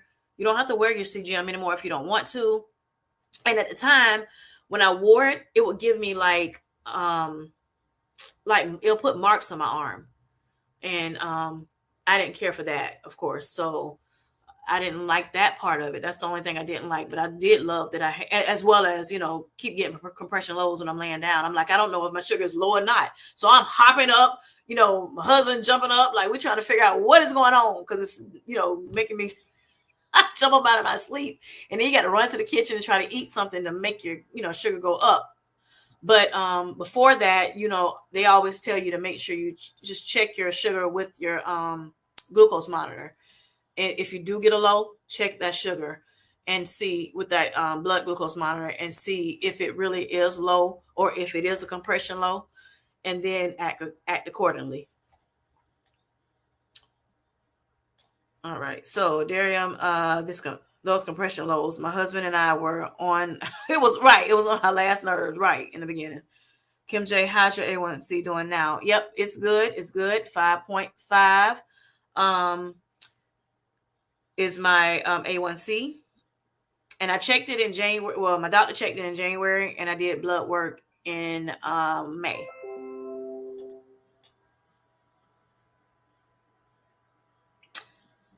All right. I hope my PC don't go down. Just got a little error message. All right. When I was diagnosed, my PCP put me on metformin, HPB, which is blood pressure, high blood pressure and cholesterol meds immediately. She said it was an effort to try to protect my organs since my A1C was 10.8. Anyone else? Well, I was already on high blood pressure medications. I didn't have any issues with my cholesterol at the time, and they did not prescribe that. She was so busy. My PCP was like traumatized herself when she saw my A1C was 15.1. So all she thought about was get the A1C down. How can we do it? Immediately, So when I went back to that doctor, that was, remember I told you July 3rd is when I found out my A1C, I got my blood work done.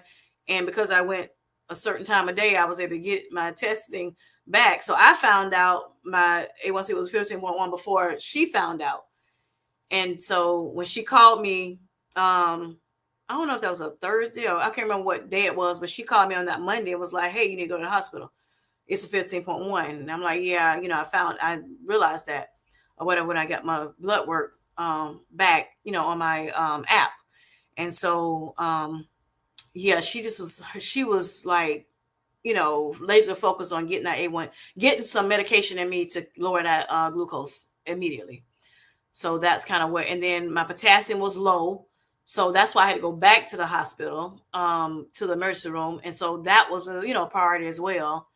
And part of that too was when I was, my potassium kept being low as well for years, off and on, off and on. And so she told me, I was on this blood pressure medication as well as a water pill. And at that point I was on chlorothalidone. Not sure if anybody's on chlorothalidone in here that's going to be watching this live, but for some reason, when I talked to the, my PCP, which was a different person that then put me on the chlorothalidone, it's a different person. She decided, she was like, your potassium keeps being low. And I was on a heavy medication for it, a pretty, a big medication. I don't know how you say it. It was a medication that was a strong medication for it. And for potassium to try to build it up, and it was not building it up. So like it need to. I kept going low. So she took me off of spironolactone. I'm sorry, she took me off of chlorothalidone, a water pill, and she put me on spironolactone. And that is a water pill that can help keep the potassium in your system. So ever since I've been on the spironolactone, it has been helping me with my potassium. So yeah, that was one of the things that she was concerned with, those things. All right, so Mindy, I had to change my alerts to when it was under 54. So you changed yours to 54, which is extremely low. Oh, you just or are you saying when it went to 54, you changed your alerts? I'm not sure. Might have missed. Kim, this is very good conversation with type 2 diabetes on Manjaro. Thank you, Mel. Or just thinking about Manjaro. Thanks, Mel. All right, she knows her stuff. Living it. I told you a testimony. I was in the hospital. Okay, so Minnie said I was in the hospital with sepsis when I was diagnosed with type 2 diabetes. She was at a 10.9. It was a huge shock to be put on insulin, right? Having a CGM slap on my arm and have to learn all that stuff. Correct. So true. It's like, what is going on? All right. Ms. Linda says, yes, they go up and down with down my wage.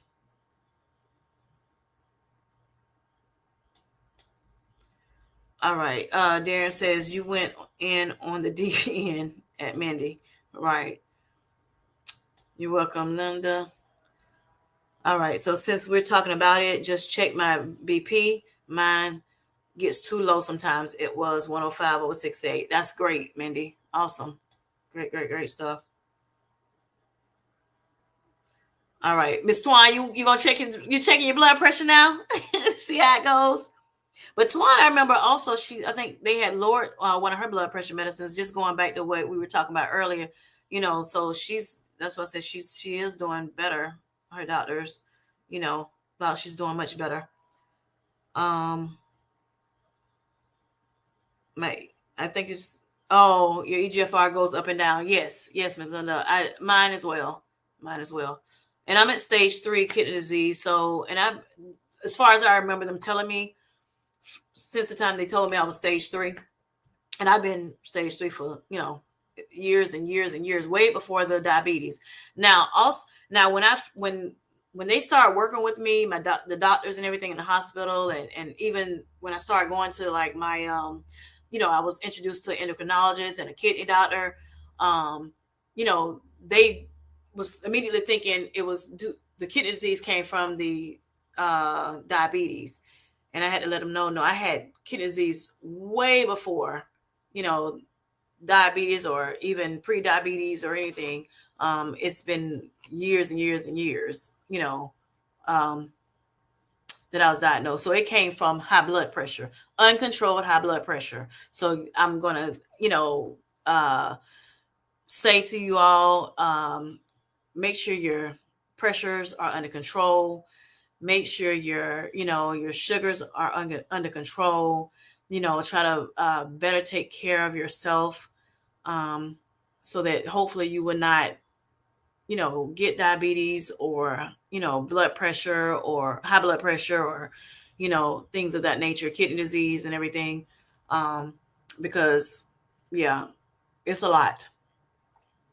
Mindy says, yep, Darium, and the diabetes made it hard to treat the sepsis. Yes, I almost died. I'm sorry to hear that, but thank God you are still amongst the living and you're doing so well.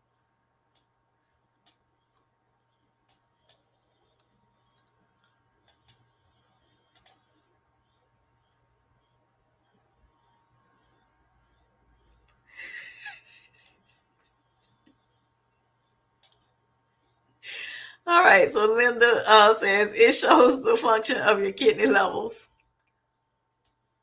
Yes, it does. She's talking about the EGFR. All right, so so Darren says, so you and your healthcare team are keeping your labs up to date, Miss Linda. Yes, normally when you find out that you have, you know, these ailments, your doctors should be, regularly checking your, doing labs, checking your blood work to make sure that, whether it's getting better, staying the same, or, getting potentially getting worse. They should be. I know just when I was just having the high blood pressure and the kidney disease, my doctor had me come in. Well, he wanted me to come in every 3 months. And I was like, that's a lot, sir. Especially when you have them pay, I was paying, I didn't have a copay of like the $25 or whatever. My insurance had me doing deductibles. So it was very, very, very expensive to do that. And so I was like, well, I negotiated with him. Can I do every 4 months instead? That gives me at least one, going 3 times a year versus four. And so he decided that's fine, or whatever. So that's what I did, to check my blood pressure as well as the kidney disease. But then when I found out I had the diabetes as well, years later, of course, last year, then that's when my doctor told me to go ahead and go to my PCP told me to go ahead and go to a endocrinologist and let them, help me because they're specialists you know, in that when it comes to diabetes and other things. So yeah. So they make sure, well, like now, at first I was going like all the time, Now, when it comes to A1C, they check your A1C normally every 3 to 6 months if you have diabetes. But when I first started, of course, they checked it throughout the stay at the hospital, but then I had to go back and do a follow up from my to my PCP, like you normally always do when you have to go to the hospital.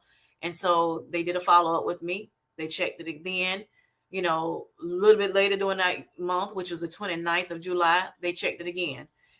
My PCP checked my A1C, and so they have like a little A1C, like a little monitor device in the office, and she checked it like that on the 29th of July, and it had already gone down from that 15.1 at the beginning of July to the 12 point, I think it was 12.6 at the time, or 12.1, between 12.1 and 12.6. I can't remember exactly, but yeah. So she did that. I talked about it in one of my videos. I think it was a 5-month video, but yeah. So yeah, it went down tremendously. And that was, like I said, before I even took Manjaro. But that was because I was so adamant about making sure I eat better.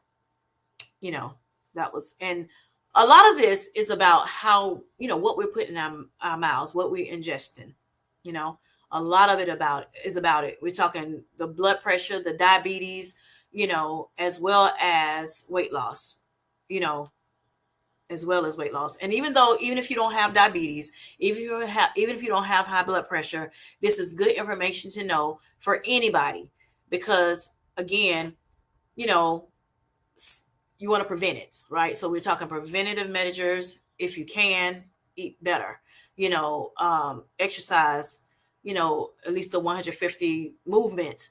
It's up to you what you do, I'm not going to tell you need to do this and this only, but even walking by itself helps tremendously, help you lose weight. It also helps you, your heart, keep pumping, good. And so it's going to help, so thank you for those who are not on, that does not have the issue of diabetes as well as, high blood pressure, but it's good for you all to hear too, because it definitely helps for preventative measures as well. Yes, please make sure you hit the like button. Thank you, Darian. And subscribe. Hit that notification bell as well to get more videos and lives when I drop them. All right, so Ms. Linda said, yes, I just don't understand why the levels go up and down. I'm not sure. I mean, it's just the way you're eating, I think, and the way, it's filtering through, where the way the food is filtering through your system. Like it's staying hydrated. If you're hydrated or dehydrated, all of it, I think plays a role in that. But in mine, like I said, mine goes up and down as well. Every time I go to the doctor, it's a little different. Even with your A1C, The glucose, it goes up and down. Your A1C can be different depending on, when you get your A1C checked.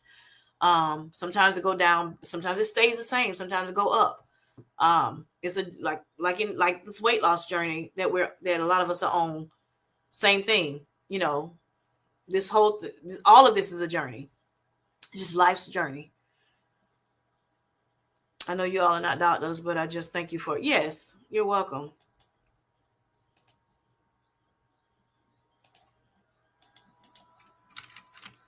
You are so welcome.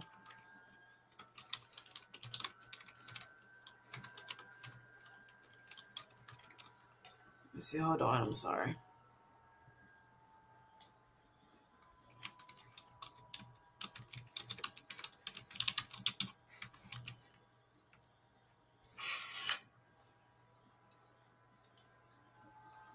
Okay, so Miss Linda, I'm going to look at our friendly Google, and it says, the EGFR goes up, and it varies due to various factors: hydration status, which is what I just said, how your blood pressure, which we've talked about a little bit, and even time of day.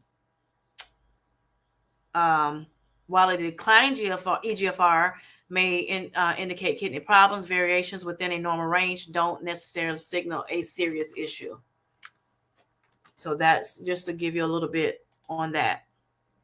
And medications also can, body composition, time of day, which I've stated, other medical conditions, like you can have acute kidney injury, infections, uh, other underlying conditions can temporarily drop the EGFR. So small fluctuations within a range is not a huge concern for them.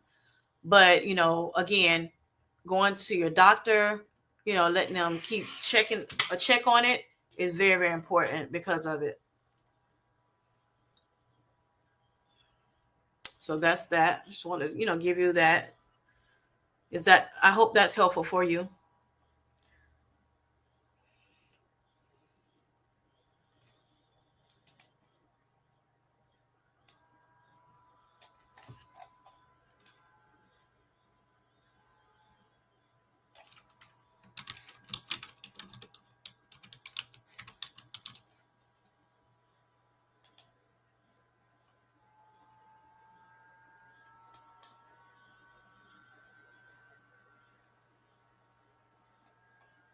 All right. So let me see. I'm sorry. I do have, okay, so Melby, I do have HBP, high blood pressure. It's much better, but still dealing with protein. Yep. All right. Yes. Thank you, Kim. Jay, I'm trying my best. Yes. Good. That's all we can do. Just try our best. Making sure that we're doing, like I said, all the things, and we pray about it, and let our faith and our work, and hope that we can manage the issues that we have, and maybe one day, not have to take medications. Or if we do, like I said, it's okay. It's okay if we do have to take medications, you know. But the biggest thing is just trying to manage it, and then at one point you may be healed from some of this stuff and not have to, worry about it anymore.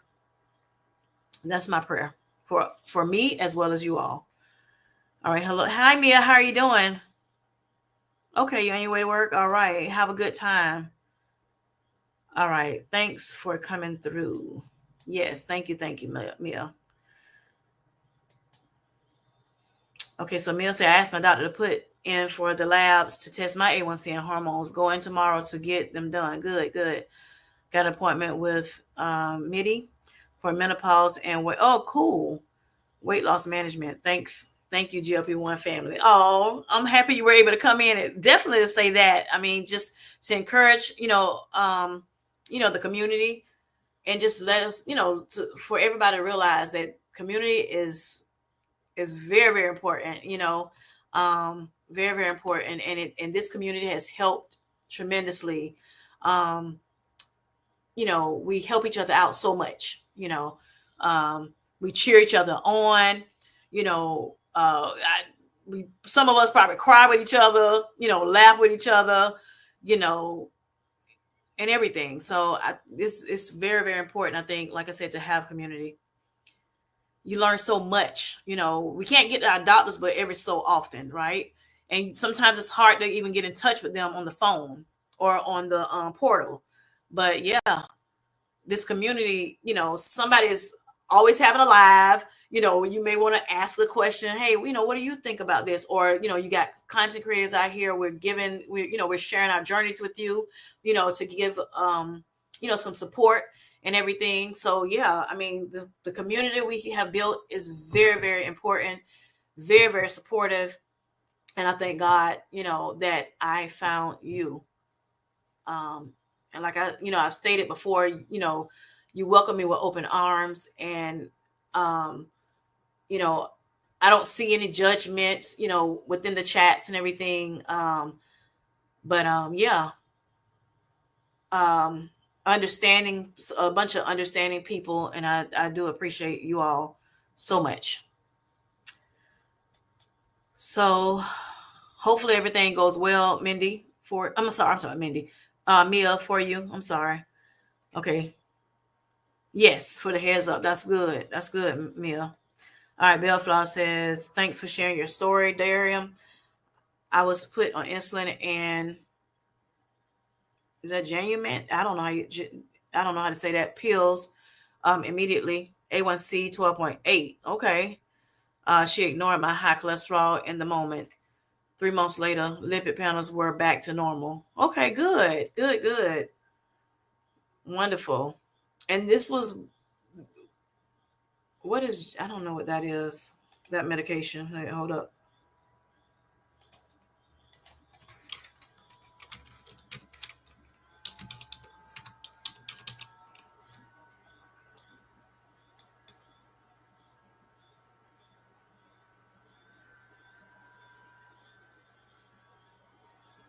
Okay.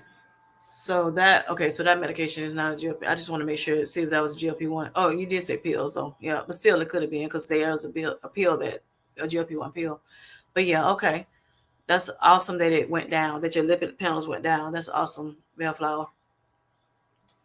Now mine went down. I saw my cholesterol go down a little bit, and then it went back. It went up a little bit.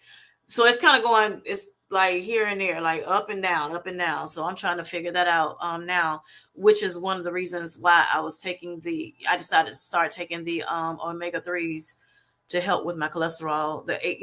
Make my HDL go up as well, and my LDL go down.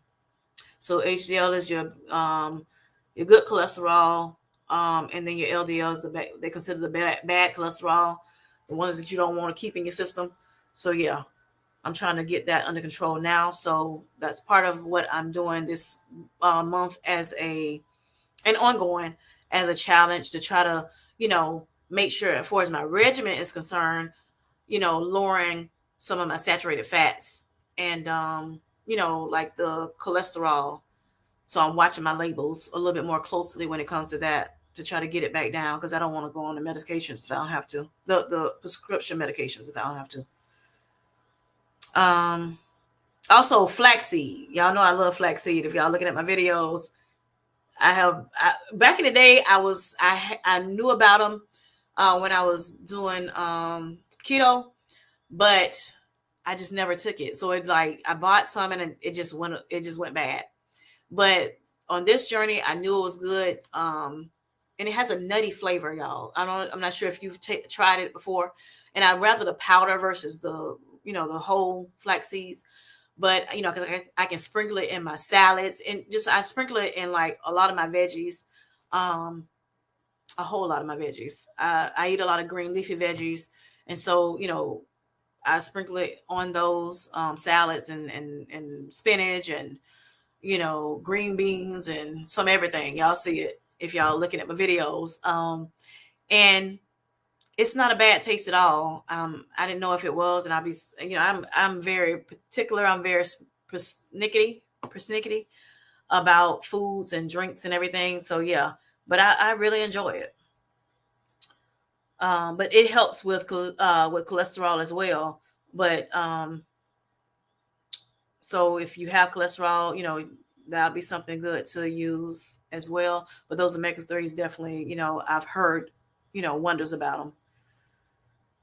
If you don't want to, actually do a prescription medicine, or even if you're on a prescription medicine, you're trying to lower it, that may help. But again, talk to your doctor about it, because that's always advised. Because you can, you may want to, you may be on, say, on a prescription drug, and then you take something else, a supplement, and it could, mess up the regimen, the concoction that they have you on already. So you want to make sure you're getting with them to speak with your doctors about it before you start any kind of medication, or try to come off of medication. All right, Darium says that's so good. Bellflower, how's your health markers now? Did the combo of meds help you? And it sounds like it did. Good luck, Mia. I hope you get all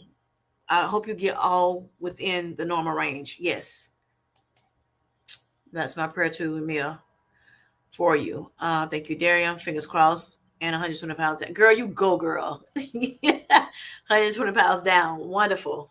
Awesome, awesome. And from what I hear, that, if for some reason, you have hormonal issues as a woman, um, because of menopause, perimenopause, and things of that nature, postmenopause, um, you know, HRTs may be able to, may be of good help and use to you. So with your weight loss journey, with your better health journey and everything. So you may want to check with your doctors about that. All right. So Bellfowl says, thank you, Darium. Yes, I got off the insulin after 6 months. That's awesome. Bellflower, never needed cholesterol meds. Did a complete overhaul of diet upon diagnosis in 2017. Okay. Even took Saxenda in 2018. Didn't stick with it though. Gotcha. I heard some things about Saxenda. Yeah. But that's another GLP-1 medication, Saxenda. But yeah, a lot of people, I think they like the newer medications like Ozempic and Mounjaro, Zepbound, and Wegovy a little bit better than that. But if it works for you, hey, by all means, do what you have to do for your health. All right. So yes, Miss Linda, lifestyle changes are very important on this journey. Very, very important. I can't stress that enough. Because I don't know if for me, I don't know if I would be, if I hadn't did the nutrition, the nutritional changes. And I'm not perfect. And that's another, I was talking about, the perfection of it all. And I'm naturally a perfectionist, but I had to learn, I don't have to be perfect. I don't have to be perfect. I can, I just want to work, but I want to move in excellence. Okay. And that's something I can control myself as far as how I move. And my faith, in God, and, what I'm doing, to make sure with the movement, with with the nutrition, with, like I said, reducing stress, the sleep thing, that's very important too, y'all. Making sure you get 7 to 8 hours of sleep. Studies have shown that it helps a lot with a lot of this stuff that we're talking about tonight too. So I'm working on that. Getting I do get 7 hours of sleep, but it's sometimes interrupted sleep. So with having to go to the bathroom maybe once, or which a lot of us do, but at one point I was going to the bathroom a lot, but I haven't had to go to the bathroom as much, while I was asleep, which is great. But the time I go is my issue. What time I go? I need to probably go a little bit earlier. So I've been trying to go between 1 and 2, get in the bed at least, and then it don't take me long to fall off to sleep. But yeah, that right there is something I'm trying to do. That's part of my June challenge as well, and of course ongoing. Mel, thank you, because the panel Didi had really influenced me. Yep, and Mel was on that panel with Down Syndrome Diva, and Simply Taisha, as well as Lorraine from the Downsize. They do a very, very good panel when it comes down to menopause, perimenopause, and things of that nature. If you want to go and check her channel out, Downsize and Diva. Um, they did it I think it was last Saturday. Yeah, that was good. Very, very informative. Um, Go Mia, that's awesome, right? Downsize and Diva says Kim is preaching tonight. Lifestyle changes for the win. Exactly, Didi. Lifestyle changes for the win. All right, so Mia says, Didi, that was a great panel. Yep, yep, yep. All right, question. Miss Linda says, my last question is, do you, you don't have to be your last one, but do you think alkaline water is better intake than other waters, meaning spring and purified? I've heard so many different things about that. Let me see if somebody else says something about it. You're welcome, Mia. Kim is definitely dropping some knowledge tonight. Thank you. For sure, Mia. Mia says, getting baby Didi ready for bed. Got it. Listening. Okay. Yes, Kim is male. Thanks, Linda. She's dropping lots of knowledge. All right. Thank you. You're welcome so much. So welcome. Community, right. Very special community. Hi, Miss Linda. How are you doing tonight? I hope you're doing well. I call you saw me calling you the mixologist, Linda. Go over and check out her channel, y'all. She's been showing you her little drink concoction she's been making. Yeah, she's been doing good on her channel with that, like a little series of drinks that she's making to keep herself hydrated and just having fun with drinks. Different drinks that she's been making, sugar-free drinks. All right, so Darren says good evening to Miss Linda. And you know what? Now that you're on, I'm happy you said that. I was waiting on you to come in earlier. I'm like, yes. All right. So Miss Linda's birthday is today. I want to look. I want to wish you a happy birthday, Miss Linda. I hope you're having a great time celebrating. And yeah, okay, you're just getting home. Okay, great. Keep celebrating, honey. Life is so precious. And you looking good, by the way, honey. You look good. Goals. Hashtag when I get, your age. Linda's okay, so we're gonna go. Wait a minute. I was trying to see if somebody said something about your question. Miss Linda, the other Linda. Let's see, McDuffie. So her question was, y'all, is alkaline water better than spring water and purified water? What do you all think about that? Like I said, I heard a lot of different things about it. I think that's a controversial statement. Subject. Sorry. Depending on who you ask, to be honest.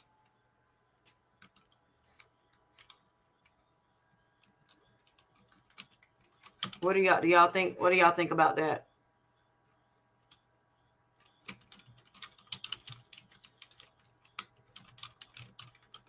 I heard purified water was the best.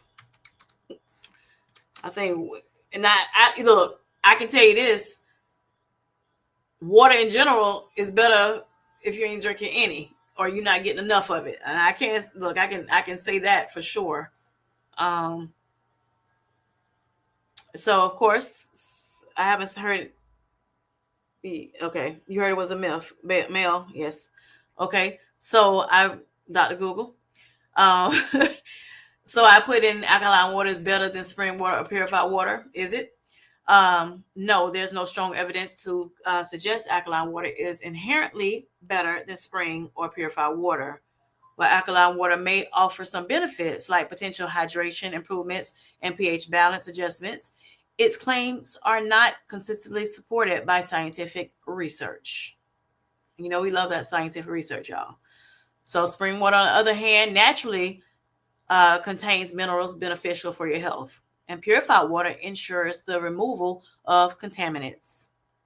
So ultimately, the best choice depends on individual needs and preferences. Yes, yes. So that's that's where we're at with that. So hope that helps you, Miss Linda.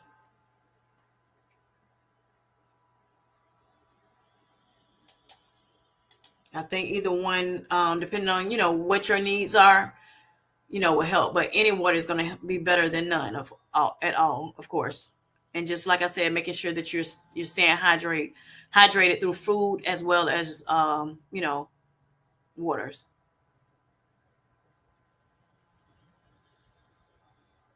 And for some reason, if you don't, if you have trouble drinking water, you don't like the taste of it. Some people decide to do bottled water, a filtered water, or some people buy the big jugs of like Zephyr Hill water, or where they have it's like little coolers and things like that.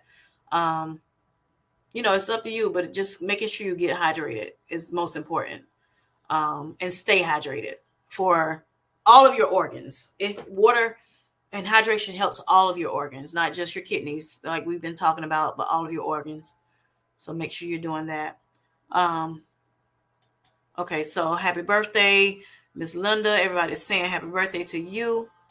I need to get fancy like Downstairs a Diva and have the little thing come up. Yeah, I don't know how to do that because I think it's neat. I think it's cute. Yep, I've heard it's a myth. Like I was saying, okay, so and was told not to waste money. All right. I do drink purified water. And you drink sparkling water, right, Mel? As well. So just, just get a little something in it, give, because she drinks a lot of water. I think mainly water. So yeah. So that gives her a little extra, little whatever, little, give it a little fancy, swing to it. The sparkling waters.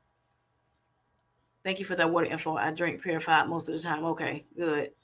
Yeah, I used to have a coworker that swears on by purified water.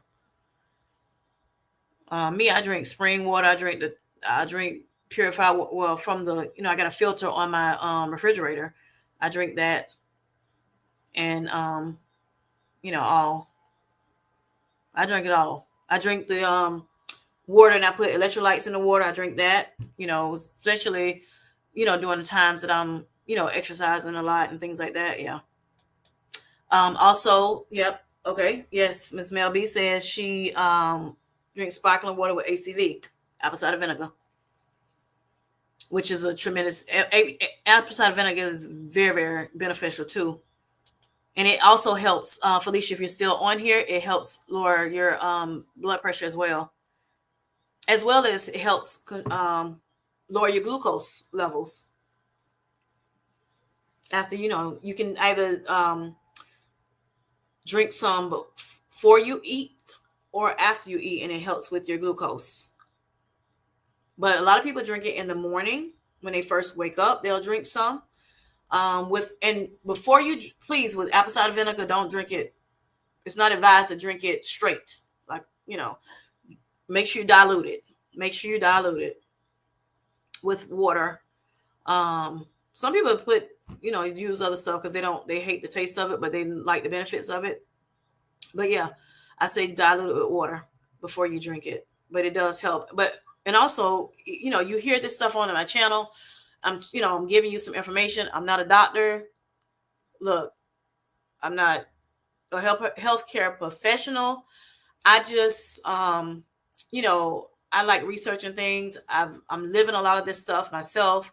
I have a nurse as a sister, have friends that are nurses, so I learn a lot, um, you know, about things. And so, and even when we're talking, my friend's like, oh yeah, tell Kim, she gonna research it and she gonna tell you what you need to know, you know, because I just love, researching and just understanding about health. I said I should have went to school for nutrition probably. But yeah. Uh okay, so Miss Linda said thanks family for the birthday wishes. All right, y'all. So this has been a great live, I think. But just to go back to just, real quick with, my topic of discussion, let GL1s help reclaim your health without the guilt or the pressure. You don't want, like I said, pressures of perfection. You don't have to be perfect, y'all. On this GLP-1, you don't have to do everything perfect. Everybody's on the journey at different stages of your journey. Some people started, like, say if they were on a GLP-1 or they're on a weight loss journey, or trying to improve their health in general. you know they may have they may have eaten different when they first started. They may have not been big on say sodas, or they may not have been big on, or like sugary drinks or things like that. Well, and you may have been, say if you were, and it may take you a little longer to get to the point where they are, when it comes down to what you're drinking, choosing better drinks. And that's fine, but step by step, day by day, try to make sure that you're pushing towards better health. Because that's what's going to, doing the things that you need to do through nutrition, and that includes drinking and eating, you know, as well as, like I said, just movement, or just say, let's go back to nutrition. You may not be a person that you may eat out a lot. So when you eating out a lot, you're talking, it could be a lot of hidden sodiums in the hidden calories in the food, sodiums, and just a lot of other things, processed, being ultra processed and things of that nature. Well, there may be some people that have come on this journey, that's on their journey before they actually got on the journey, a better health journey. They may have already been not eating as many processed foods or ultra processed foods. Well, even if you go from ultra processed to processed, guess what? That's progress. And that's what we're trying to do. We want to make sure that we are, making progress. It's not all about perfection, it's progress. And just continuing to try, your best to continue to move, in a way that you're making sure that you're eating better, that you're drinking better, and so that you can hopefully better manage the issues that you may have when it comes to health, or prevent them in general. Because, like I said, everybody that's that follows me, and everybody that's you know on our journey, some people aren't on here just for weight, management, to treat obesity, or more, being a morbidly obese or whatever. So this helps you all as well. And like I said, it's not just for the people that have kidney disease, or type 2 diabetes, or things like that. It's for all of it, to make sure that nutrition you know is your goal, to get to have better nutrition, you know, moving your body. It helps with your, like I said, your heart, you know, it helps hydration. It helps with your kidneys. It helps with, your other organs, just doing better in general, so that you can live a healthier life, and that your life, hopefully, will be a long life, and you're very vibrant. I look at Miss Linda from Linda's Journey, and because she's a content creator as well, and she is just hopping around, that kitchen, and her skin looks wonderful. She looks vibrant to me. I don't know her personally, but I mean, it's like hashtag goals. Hashtag goals. So and she's not perfect either. Nobody on this earth walking around is perfect.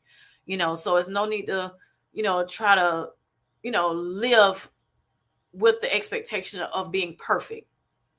But you definitely could live with the expectation of being excellent, doing all the things that you need to do in a excellent way, so you can push toward that. And it may be a slow journey, slow journey, and it may be quick. You may be quick to change your habits, the current habits. But just as long as you're doing it, just do it.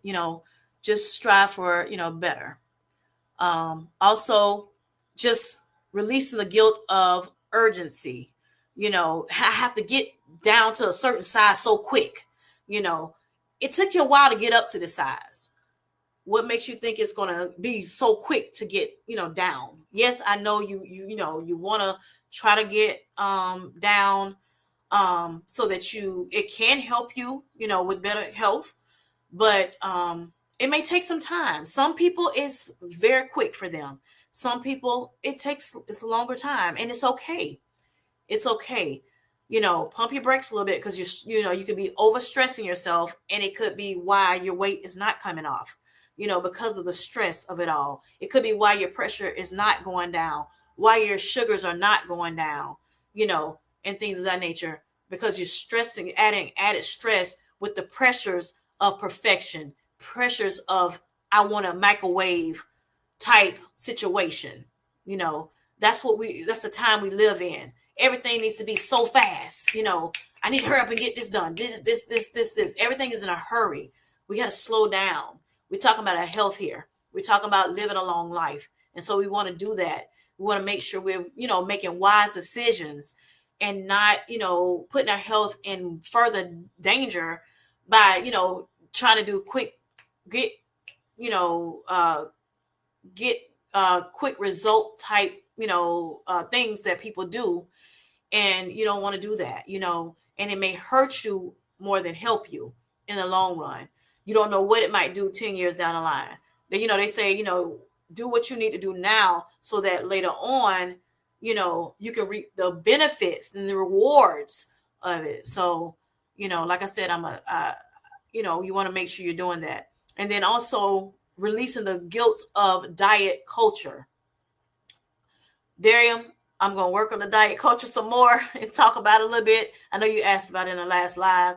Um, and so I'm going to talk a little bit more about that. I'm going to try to drop a couple things this week, and next week, before the end of the month. And it could go into next month. I'm not sure.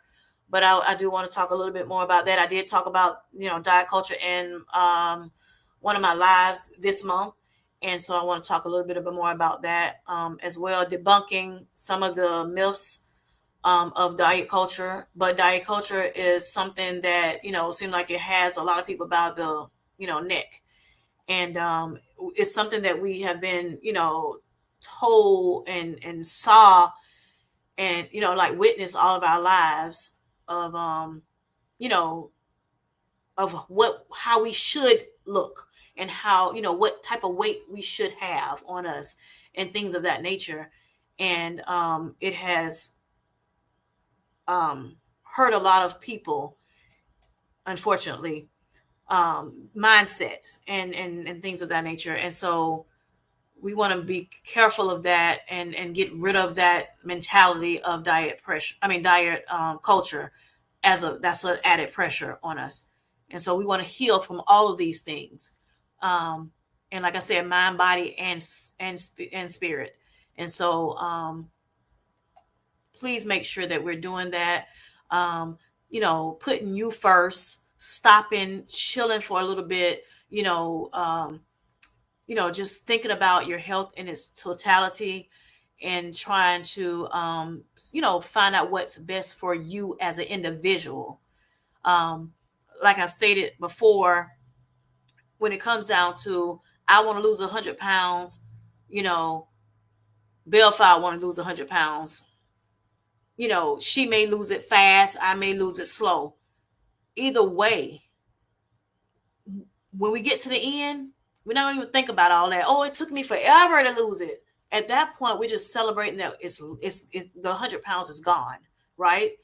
And that's what's important. So whether it's slow and steady, like some people say, or fast, like really, really quick, you know, either way, the point is getting to that goal that you have set. And at times you may have to tweak as you go along, and therefore, and that's fine. It's okay, because again, we're not perfect. So give yourself a break, give yourself grace. you know don't listen at people that say, oh, you're cheating on a GLP-1 if you're on a GLP-1 medication, or that you're cheating when it comes down to being on, deciding do a do weight loss surgery.